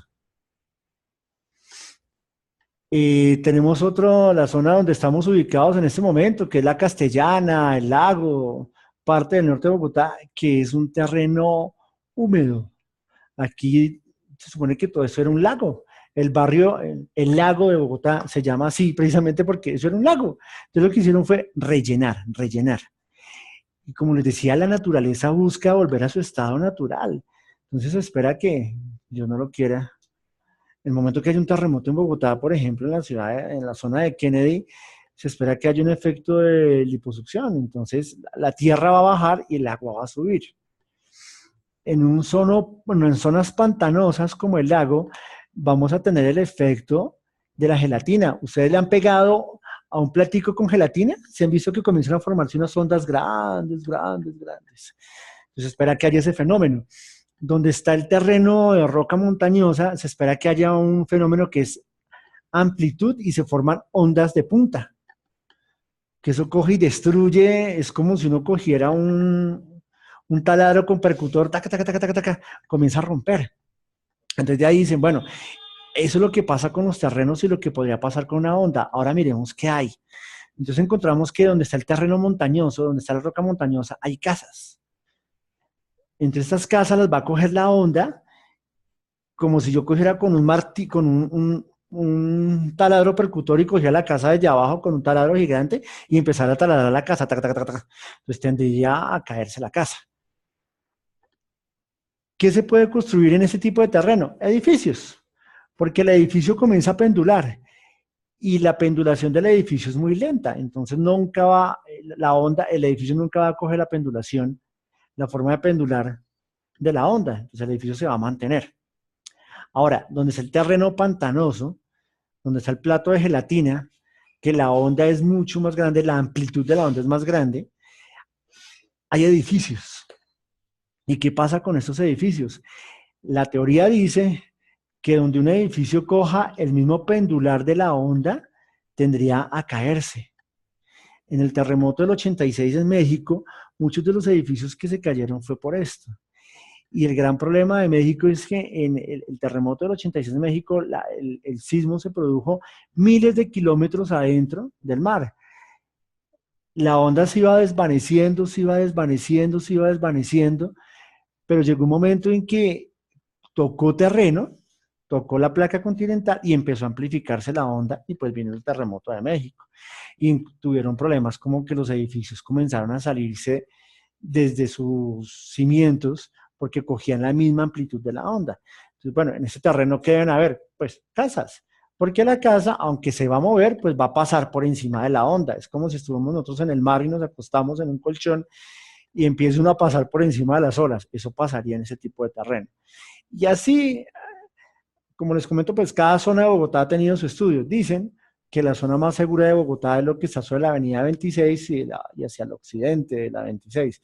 Por eso las grandes entidades del Estado se han venido trasteando por esta parte. Entonces tenemos que la Fiscalía se fue para allá, la Embajada Americana también se fue para allá, el Comando de la Policía Nacional está por ese sector. Hace poquito derrumbaron un edificio en el CAN para construir, darle más espacio a otras entidades del Estado. Y han venido pasando esta zona de Bogotá porque se supone que, pues, que es la zona más segura. Vamos a ver. Uno no sabe con la naturaleza. Pero entonces miren cómo el no haber tenido un plan de ordenamiento territorial en su momento que se comenzó a construir Bogotá, nos ha llevado a esto, a tener una ciudad mal construida y encontrarnos que donde deben haber casas, pues hay edificios, donde hay edificios hay casas y viene todo ese tema. Entonces aquí en todo lo que es el tema de sujetas a amenazas naturales, pues vemos estos dos grandes ejemplos. Lo que pasó en Mocoa, que la naturaleza busca tomar su cauce a costilla de lo que sea, porque ese es mi cauce, yo vivo por acá y por acá debo pasar lo que dice la naturaleza. Y vemos como temas como Bogotá, que se construyó de una forma no controlada, no planificada, nos llevó a ese problema en potencia que tenemos hoy en día. el terremoto de México que hubo el año pasado, vimos cómo lo que se cayó fueron estructuras viejas, estructuras que ya tenían ciertos años y que no tuvieron su debida refuerzo sismorresistentes, que es otro tema bastante fuerte que tenemos acá. En Colombia hay una norma de sismorresistencia, no sabemos si se está cumpliendo, la verdad. Vemos el problema aquí ahorita en Cartagena, que pidieron desalojar una serie de edificios, vemos cómo se caen los puentes, entonces, en fin, esos son dos grandes ejemplos de lo que puede pasar con la ocupación de áreas sujetas a amenazas naturales. La gente tampoco, las personas tampoco respetan eso. En Bogotá, la Alcaldía Mayor ha venido haciendo un gran esfuerzo por medio de su Oficina de Prevención y Atención de Desastres, el Instituto Distrital de Gestión del Riesgo. Ellos se encargan de manejar todo lo que tiene que ver con temas ambientales y temas de gestión del riesgo a nivel de desastres. Y han venido haciendo un trabajo muy fuerte en zonas donde han detectado aquí el riesgo. Hay riesgo de deslizamiento, de derrumbes, porque hemos construido casas subnormales, llamémoslo así, lo que hablábamos de los ranchitos, los han venido construyendo en montañas, que en el momento de un aguacero puede haber un deslizamiento y se puede llevar las montañas, se puede llevar la ladera, y eso lo hemos vivido en muchas ocasiones cuando arranca la temporada invernal. Entonces, el IDIGEA lo que ha venido haciendo es haciendo evaluaciones de cuáles son las zonas de mayor impacto, y ha solicitado que sean desalojadas y ha dado una serie de auxilios para que las personas se vayan. Entonces les dicen, mire, les vamos a dar X cantidad de meses de arriendo en plata para que usted se vaya a vivir a otro lado, pero pues desocupe porque lo que está en riesgo es su vida. Hay personas que han acatado esta solicitud, se han ido, hay otras que se han quedado, hay otras que han llegado, pero estamos ocupando espacios que por la misma naturaleza del terreno son de alto riesgo y pues no somos conscientes de esto, no lo somos. Por ejemplo, se me acaba de ocurrir, qué bueno sería tener una aplicación donde le diga a uno, diga, mire, estos terrenos, aquí usted tiene este riesgo, aquí usted tiene este otro riesgo, aquí tiene este riesgo, debido a los desastres naturales. Y eso es información que tiene el IDIGER, que tiene la Alcaldía Mayor. Ellos tienen el estudio de microzonificación sísmica. Es un estudio que se hizo, lo hizo la Universidad de los Andes con la Universidad Nacional y con la Agencia de Infraestructura de Japón. Entonces la información está. Bien, sigamos por acá. 4. Desarrollo espacial o corredores viales, redes de transporte y de comunicaciones.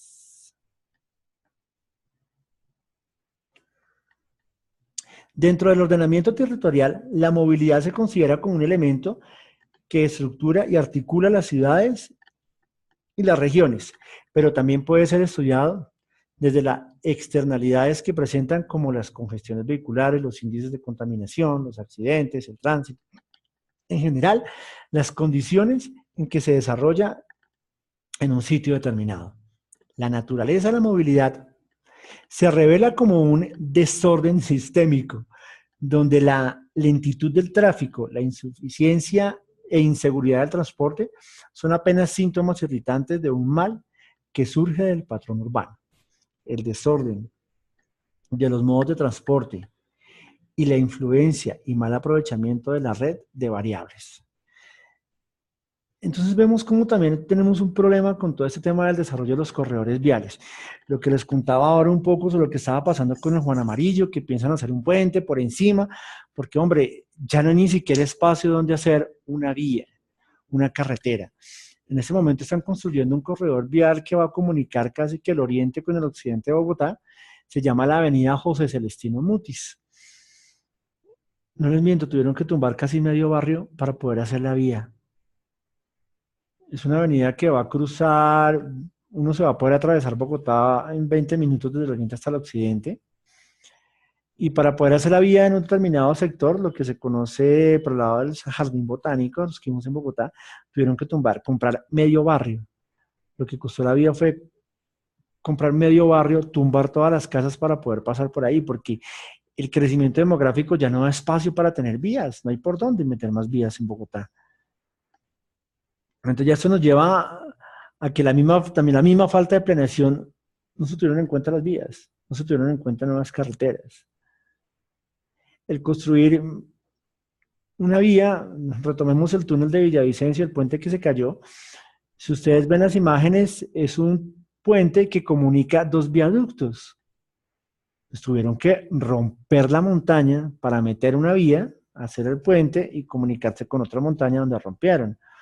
Uno de los puntos que también están estudiando es que dentro de los viaductos se ven a simple vista grietas y ya teniendo construidos los viaductos. Entonces ya se comienzan a oír voces que no, que fue error de diseño, que fue error.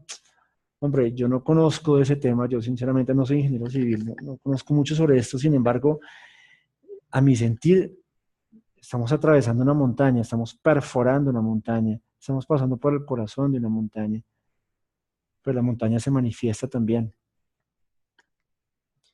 Hay grandes obras de ingeniería que la naturaleza frena, y esa es una de esas grandes obras. En eso nos falta un poquito aquí en Colombia en avanzar en frente a esos estudios y cómo hacerlo para que no tengamos un impacto tan fuerte y que deterioremos el medio ambiente. También vemos en otras ciudades los inventos que han tenido que hacer los ingenieros para poder construir vías elevadas, vías que den movilidad.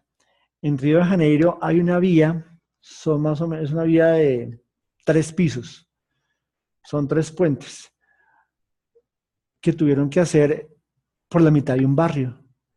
Cuando uno va pasando el carro, uno voltea a mirar y si uno para en el carro se detiene, mira por la ventana a mano izquierda o derecha, se encuentra con la ventana de un apartamento. Fácilmente pueden estar viendo televisión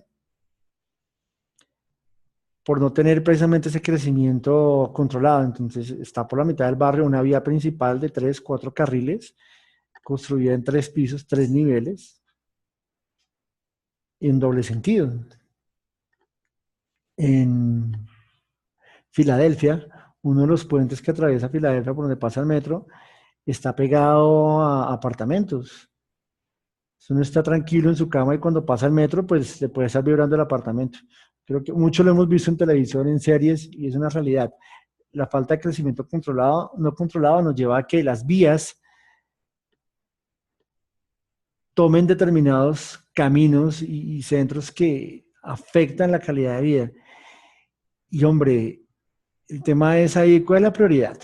Entonces prevalece el bien común prevalece el bien particular sobre el bien común. Pues como prevalece el bien particular, pues yo meto por aquí la carretera. Y esto pues afecta bastante. ¿Cómo vamos, equipo? Aportes, comentarios.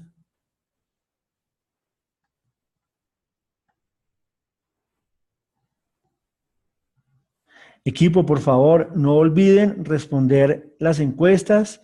Mentor Líder nos está mandando el link, aquí lo tenemos, para que ingresen, respondan la encuesta. Es muy importante que tengamos esas encuestas. Expansión urbana desorganizada. Las ciudades colombianas están y continúan creciendo y con ellas los diferentes problemas relacionados con la dotación de los servicios públicos y equipamiento, los de vivienda, exclusión social y marginalidad. Factores que unidos tienen un impacto directo sobre el ambiente urbano y el ordenamiento territorial, convirtiendo en las ciudades en no sostenible el crecimiento destructor y caótico trae la informalidad de predios, problemas de servicios públicos domiciliarios y ambiente y de movilidad. Hemos hablado pues a lo largo de la charla mucho de esto que está sucediendo, cómo se está presentando, en dónde se está presentando.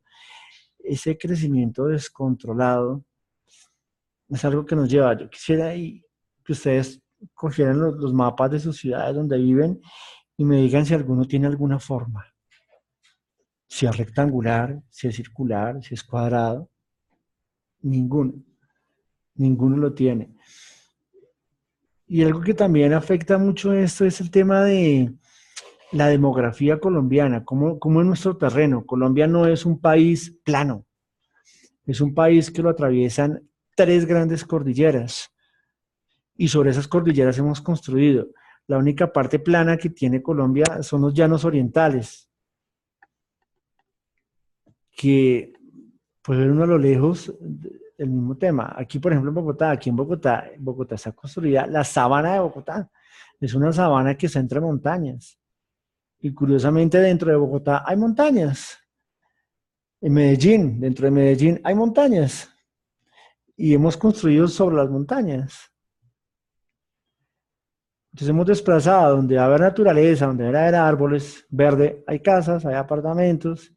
Y acá hay una zona en Bogotá, en Suba, que es una montaña donde hay casas y es in vivir allá. Y una casa en esa zona, en los cerros de Suba, te puede costar 2.000, 3.000 millones de pesos fácilmente.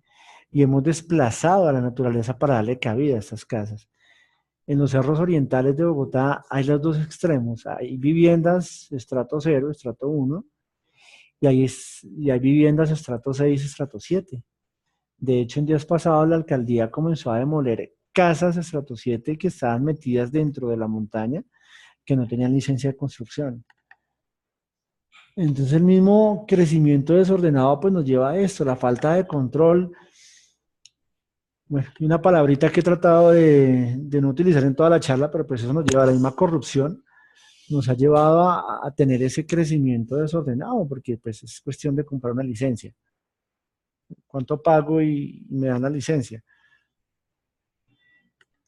Vemos casos como el de Cartagena, un edificio de 20 pisos al lado del castillo. No, el del castillo de San Felipe, y dice, oiga, ¿pero qué? Y aquí en la misma ciudad, en Bogotá, lo vemos. Por acá, ¿qué me dicen? Por acá nos dice AC Work. El problema de la expansión urbana desordenada que afecta la calidad del aire, las áreas naturales protegidas, los cultivos y los recursos hídricos. En resumen, la sostenibilidad y la viabilidad. Sí, totalmente válido. El tema de la calidad del aire.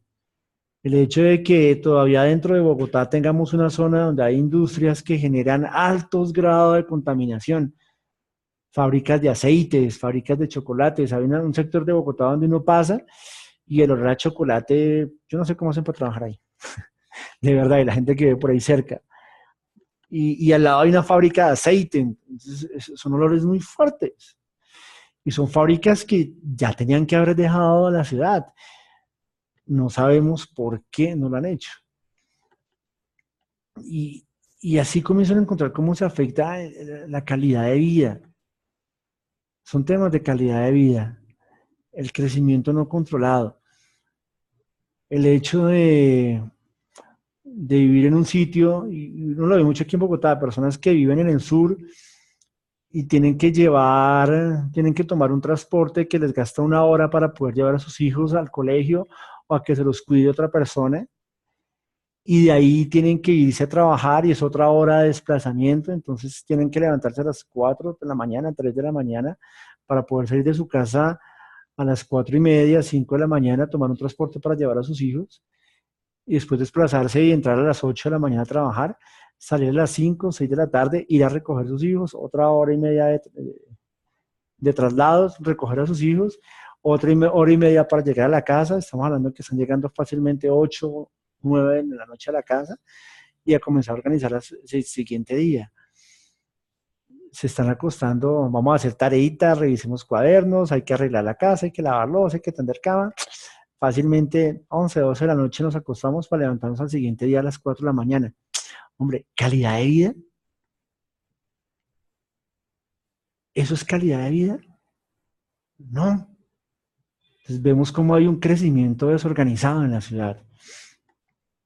Un ejemplo también de crecimiento organizado es Israel, los kibbutz. No sé si ustedes conocen el concepto como vive Israel con los kibbutz.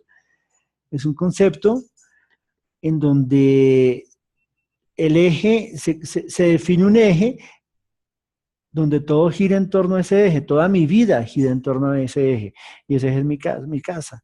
Yo busco que mi casa quede equidistante de mi trabajo, quede equidistante de mi familia, del colegio, de los centros médicos, y crean zonas en donde todo se concentra en pequeñas zonas. Entonces hay una zona donde está el hospital, el centro comercial, las fábricas, el trabajo, y pues yo compro mi casa en esa zona y comienzan a organizarse. Y la economía gira en esos pequeños centros económicos y tienen un crecimiento organizado, los kibbutz. Eso es parte también de la cultura de los judíos y de los israelitas, cómo construyen en torno a estos centros económicos. Somos la generación llamada a nuevas formas de agrupación humana. Sí, esto nos lleva a eso, a cómo nos podemos organizar, cómo podemos retomar ese concepto de organización y de tener agrupaciones humanas. Sin embargo, a nivel mundial las tendencias son bien particulares. Cada cultura es muy diferente. Los colombianos, por ejemplo, buscamos siempre estar en familia, en organizarnos y estar cerca de la familia. Entonces, por ejemplo, con mi esposa, nosotros siempre buscamos estar cerca de mis suegros, a nuestros primos, a nuestros tíos, conservar y estar a un paso de nuestra familia. Cosa diferente que pasa con el inglés. El inglés es una persona muy distante, muy cortante, y él prefiere vivir solo, aislado. De hecho, ustedes se dan cuenta, Londres es una ciudad muy longeva. Es un país longevo como tal Inglaterra. Ya la gente está de una edad avanzada y no le gusta ese convivir ni ese compartir, cosa diferente que nos pasa con los latinos. Aquí hasta nos pasamos.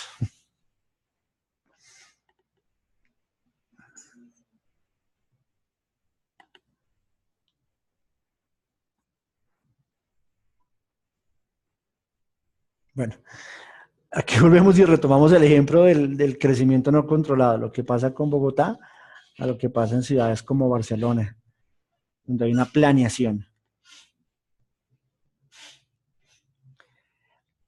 Hay una serie de referentes donde podemos encontrar oportunidades para desarrollar aplicativos que permitan tener información y ayudar a nuestro crecimiento ordenado. Sí, entonces vemos, por ejemplo, todo lo que es el Departamento de Planeación, el Departamento Nacional de Planeación, el comercio. Desde el Departamento Nacional de Planeación han avanzado en el diseño e implementación de lineamientos de ordenación territorial departamental en el país. Durante los últimos años en Colombia se ha hecho un gran esfuerzo por abordar el tema de la planeación y el ordenamiento territorial, no solo a nivel municipal, sino también a escala regional y departamental. Entonces, lo que hablábamos ahora, en los últimos 15 años, el tema de los POT es una ley. Es una ley y pues hay un gran paso que se ha dado y se ha tratado de mantener y pues a medida que se ha podido, se ha hecho que sea un tema recurrente y que se conserve dentro de los diferentes gobiernos. Sin embargo, pues pasa mucho lo que hemos hablado, por lo cual no se cumple, pero pues hay algo en lo que se ha trabajado, se ha avanzado y sobre esto pues hay oportunidades, no todo es oscuro, al contrario, la luz está y pues hay que trabajar para que eso se siga dando. Y el tipo de desarrollo que ustedes hacen, las iniciativas que ustedes tienen, pues tienen un futuro muy grande y tienen una cabida muy grande. Proyectos como este, lo que buscan es que la sociedad se vincule y sea parte de la solución del problema. No solo quedarnos detrás de la barrera y quejándonos, ay, mire, ay, pero es que esto, ay, pero es que lo otro. No, venga, está la puerta abierta para que participen, está la información, están los datos abiertos. ¿Qué podemos hacer con todo esto para tener soluciones que nos permitan tener un crecimiento ordenado? ¿Qué aplicativo, qué apps nos pueden ayudar y nos pueden servir para solucionar esta problemática? La información está. La actitud del Estado, la apertura del Estado está para recibir todas estas iniciativas y estas ideas que nos ayuden. De hecho, por eso estamos sentados hoy. Emprende con Datos es un claro ejemplo de esto. El Ministerio de Comercio, incentivar del turismo en los planes de ordenamiento territorial. Artículo 18 de la Ley 300 de 1996, Desarrollo Turístico Prioritario. Miren, eso ha sido un tema vital y supremamente importante para nuestro país, como por medio del turismo es un eje de crecimiento. Tan es así que está esta ley, es el artículo 18, Uno de los artículos de esta ley precisamente se finalizó el 30 de diciembre de este año, del año pasado, el 31 de diciembre del 2017, en donde la ley decía, toda, todo hotel que se construya durante los últimos 10 años, eso fue una ley que sacó Álvaro Uribe, todo hotel que se construya hasta el 31 de diciembre del 2017 va a estar exento de pago de renta durante los próximos 30 años. Y el auge y el boom hotelero que ha tenido el país es una cosa impresionante. Todos los hoteles que se construyeron durante la vigencia de estas leyes y de estas normas son hoteles que no van a pagar impuesto de renta. Vemos como las grandes cadenas hoteleras han entrado a Colombia o han vuelto, Hilton, Hyatt, GHL, y han construido unos mega hoteles en Bogotá. La avenida 26 no le cabe un solo hotel. Es una cosa impresionante. En San Andrés, Santa Marta, Cartagena, han venido construyendo hoteles en la zona para los de Tunja. Cuéntame qué ha pasado en Villa de Leyva, en el mismo Tunja. Y mucha gente aprovechó eso y cogió sus casas y las volvió hotel. Las convirtió en hoteles de paso, en el buen concepto, residencias y moteles, en el buen concepto. Y esto ha venido teniendo un crecimiento y un auge muy grande a partir de esta ley. Y se ha dado por medio de un crecimiento planeado y controlado. ¿Cuál señor? No te entiendo, Silvana. Sílaba.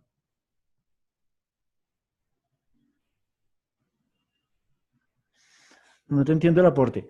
Entonces, hay muchos hoteles que se han venido haciendo a raíz de esta ley y que ha venido siendo con un crecimiento controlado.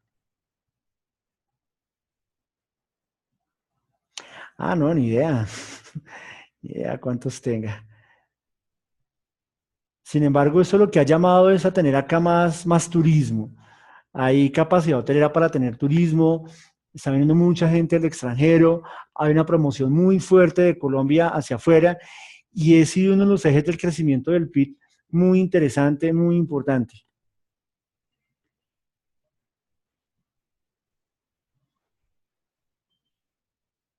Sí, señor, Colombia es uno de los países que más ha crecido a nivel de turismo.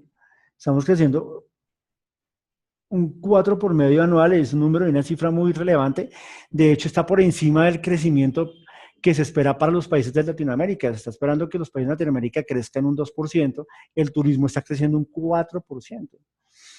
Y es un eje primordial de crecimiento a nivel nacional, es a lo que le estamos apostando, cómo crecemos en turismo. Y todo esto va de la mano con todo el impulso económico que está teniendo el país y que pues viene todo el aporte de nosotros. Entonces en mi comercio tenemos todo ese tema, cómo viene todo un tema de crecimiento de turismo controlado dentro de lo que es un ordenamiento territorial. También vemos cómo todo el tema del turismo ecológico se viene empujando. Hay países como Costa Rica. Costa Rica es un país que vive solo del turismo, es la única fuente de ingreso que tiene Costa Rica. Y el turismo de ellos es un turismo ecológico. Ellos viven del turismo ecológico y es a nivel de Latinoamérica, es una de las potencias. Es un equipo con un nivel de analfabetismo, creo que del 1, del 0.5%. El nivel de educación de Costa Rica es grandísimo, tiene una cobertura a nivel nacional y es gratis la educación en Costa Rica. Entonces, en cuenta cómo temas como estos nos llevan a tener crecimientos y ordenamiento.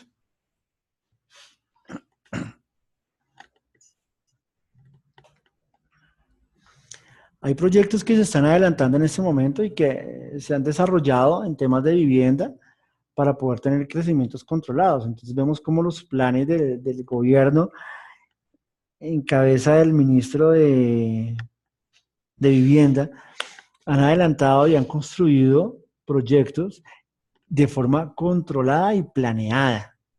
Aquí en Bogotá tenemos Metrovivienda, es un proyecto gigantesco que se hizo con toda la norma y se llevó adelante con planeación.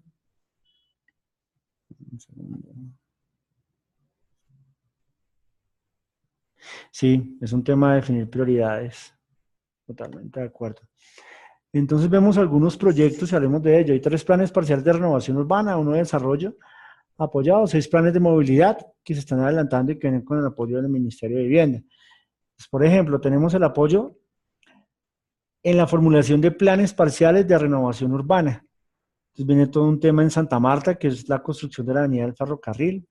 Tenemos el parque comunero, tenemos la zona mixta de San José, en Manizales, el parque en Bucaramanga. Tenemos todo el apoyo en formulación de planes parciales de desarrollo. Entonces, tenemos que en Duitama, para el equipo que está en Tunja, la zona sur de Duitama, apoyo en la formulación de planes de movilidad, temas de movilidad para Cartagena, Montería, Ipiales, Leticia, Fusa, Villado. Viene todo el tema de plan de movilidad, viene todo el tema de socialización del plan, planes de movilidad, participación en la Estrategia Colombiana de Desarrollo bajo en carbono. Es un tema a nivel nacional. Estamos buscando cómo minimizar las emisiones de carbono para tener un impacto ecológico. ¿Cómo lo podemos hacer? Ya vemos que aquí en Bogotá se están dando unos pasitos, pero pues ya estamos avanzando. Ya tenemos taxis eléctricos, tenemos la entrada de los nuevos carros de Renault, los Twix, que son carros totalmente eléctricos, los primeros que hay en el país, ya se están movilizando por la ciudad. Hay proyectos de innovación, el mismo Estado está invitando a hacer proyectos de innovación que afecten ese tipo de temas, generar ideas. Asistencia técnica, entidades territoriales.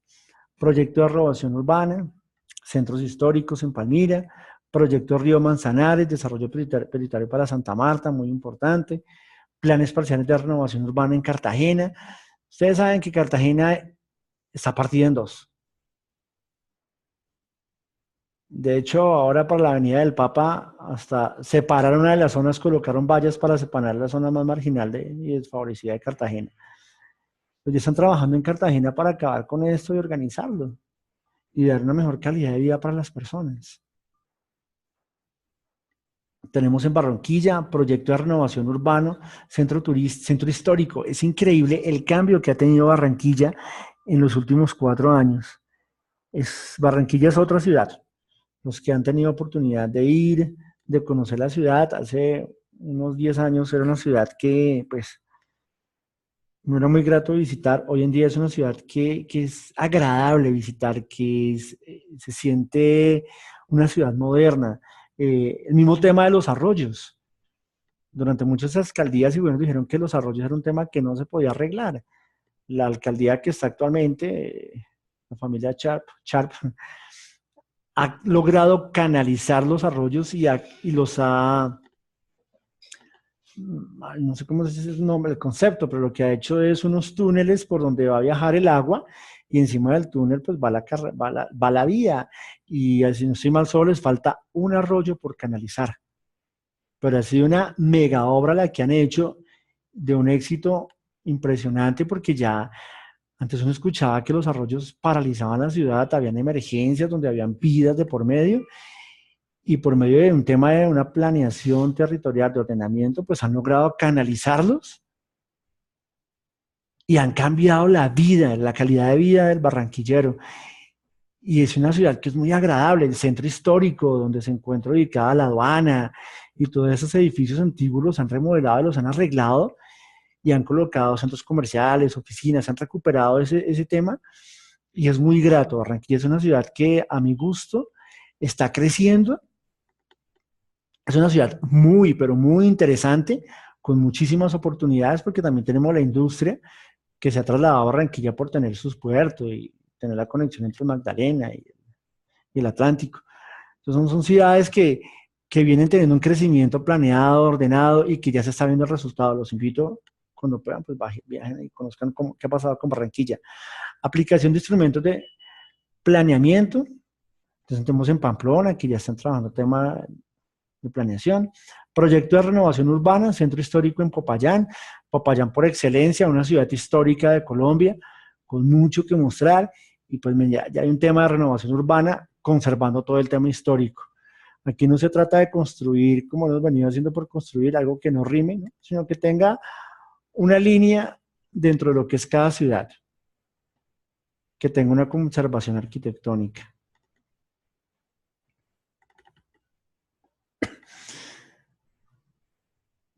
Bien, equipo, tenemos 5 minutos para aportes que quieran hacer, comentarios que tengan al respecto. ¿Quién nos quiere complementar? Vamos a mirar acá por chat. ¿Qué han visto en su ciudad, en sus ciudades? ¿Qué han encontrado? ¿Qué ha pasado con todo eso? ¿Y qué oportunidades ven ustedes desde sus proyectos? Todo ese tema son la problemática que se presenta, lo que hemos hablado, y acá lo rico de los problemas es que se pueden solucionar. Y los problemas se solucionan con ideas, con innovación, con ese tipo de desarrollos que ustedes hacen.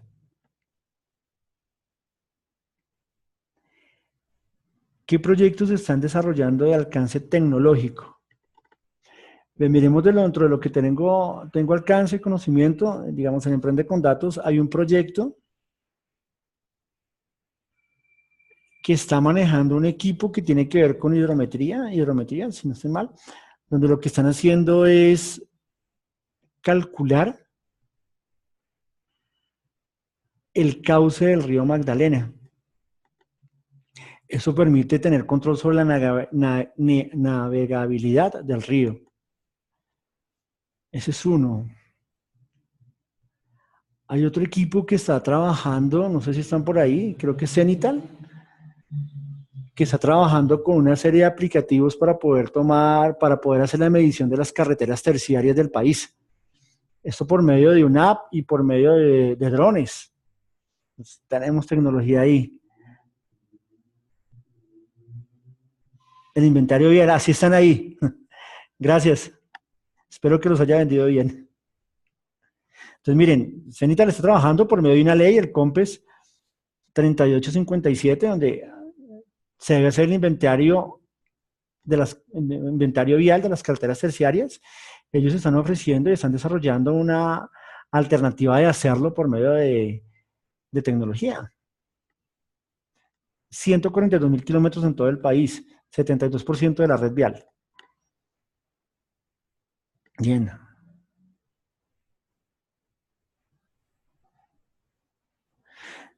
Entonces, equipo, muchachos, en ustedes está, en todos nosotros, en todos está la solución. Esto no es solo un tema del gobierno, donde ellos deben aportar y nos deben dar soluciones. No, nosotros tenemos todas las herramientas para dar soluciones, las puertas están abiertas para que votemos ideas, para que votemos ese tipo de proyectos. Aquí hay ejemplos muy claros de lo que está haciendo Cenital, de lo que está haciendo el equipo del Río Magdalena. No tengo así en mente qué otro. Hay otras aplicaciones que están usando, que ya se están usando. La Dirección Nacional de Gestión del Riesgo tiene una aplicación donde uno puede estar enterado a nivel nacional de qué está pasando con el país a temas de emergencia. Se está monitoreando. No tiene que ver directamente con el tema de ordenamiento territorial, pero pues están dando una solución a temas de desastres que nos sirven. Los invito a llenar la encuesta, por favor, señores, la encuesta. Es importante que llenemos la encuesta. Y es importante que nos movamos un poquito desde nuestra zona cómoda de estar cuestionando y hagamos lo que ustedes están haciendo. Y es una invitación para que lo sigan haciendo y para que hagan partícipes a su entorno. Podemos brindar soluciones. Emprende con Datos es una oportunidad para generar soluciones a ese tipo de problemáticas. Y la otra semana pues vamos a revisar otras problemáticas a nivel de salud, seguridad y todo eso y vamos a ver qué está pasando. Y hay otro tipo de proyectos que se están moviendo donde el gobierno lo que está diciendo es, oigan, vengan y me ayudan, yo necesito que ustedes me aporten. Al fin y al cabo, solo el que vive la situación es el que la siente y el que puede encontrar soluciones. Y ustedes, nosotros, todos en nuestro día, podemos ver soluciones que puedan contribuir a solucionar este tipo de problemáticas y que sean de impacto social y que sean de impacto nacional. Entonces, la invitación es que sigamos trabajando. Que sigamos trabajando en estos proyectos, en que sigamos aportando y que sigamos buscando soluciones, que sigamos innovando en todo aquello que sea de alcance social, que impacte a nuestra sociedad. Un factor que se me saltó comentarles que está impactando muchísimo hoy a nuestro crecimiento demográfico es la migración que tenemos de venezolanos. Es una comunidad muy afectada, muy impactada y está desbordándolo a las ciudades capitales frente a lo que es el manejo poblacional. ¿Qué podemos hacer ahí? ¿Cómo podemos aportar con una app para ayudar a estas personas? No tanto a controlar la llegada de venezolanos, porque es un tema que se sale un poco de nuestras manos, pero cómo sí podemos ayudar a tener un control sobre estas personas, cómo están, en dónde están, cómo se les puede ayudar a ellos, así como podemos ayudar a los nuestros. Esa es la invitación, equipo. Espero que esta charla haya sido de su gusto. Nuevamente los invitamos a que entren, llenen la encuesta, por favor, llenen la encuesta. Es muy importante para nosotros conocer el resultado de estos ejercicios que estamos haciendo, entonces los invitamos a que entren en la encuesta. Espero que tengan un buen fin de semana, nos vemos el lunes. Muchas gracias a todos, Dios los bendiga. Buena tarde.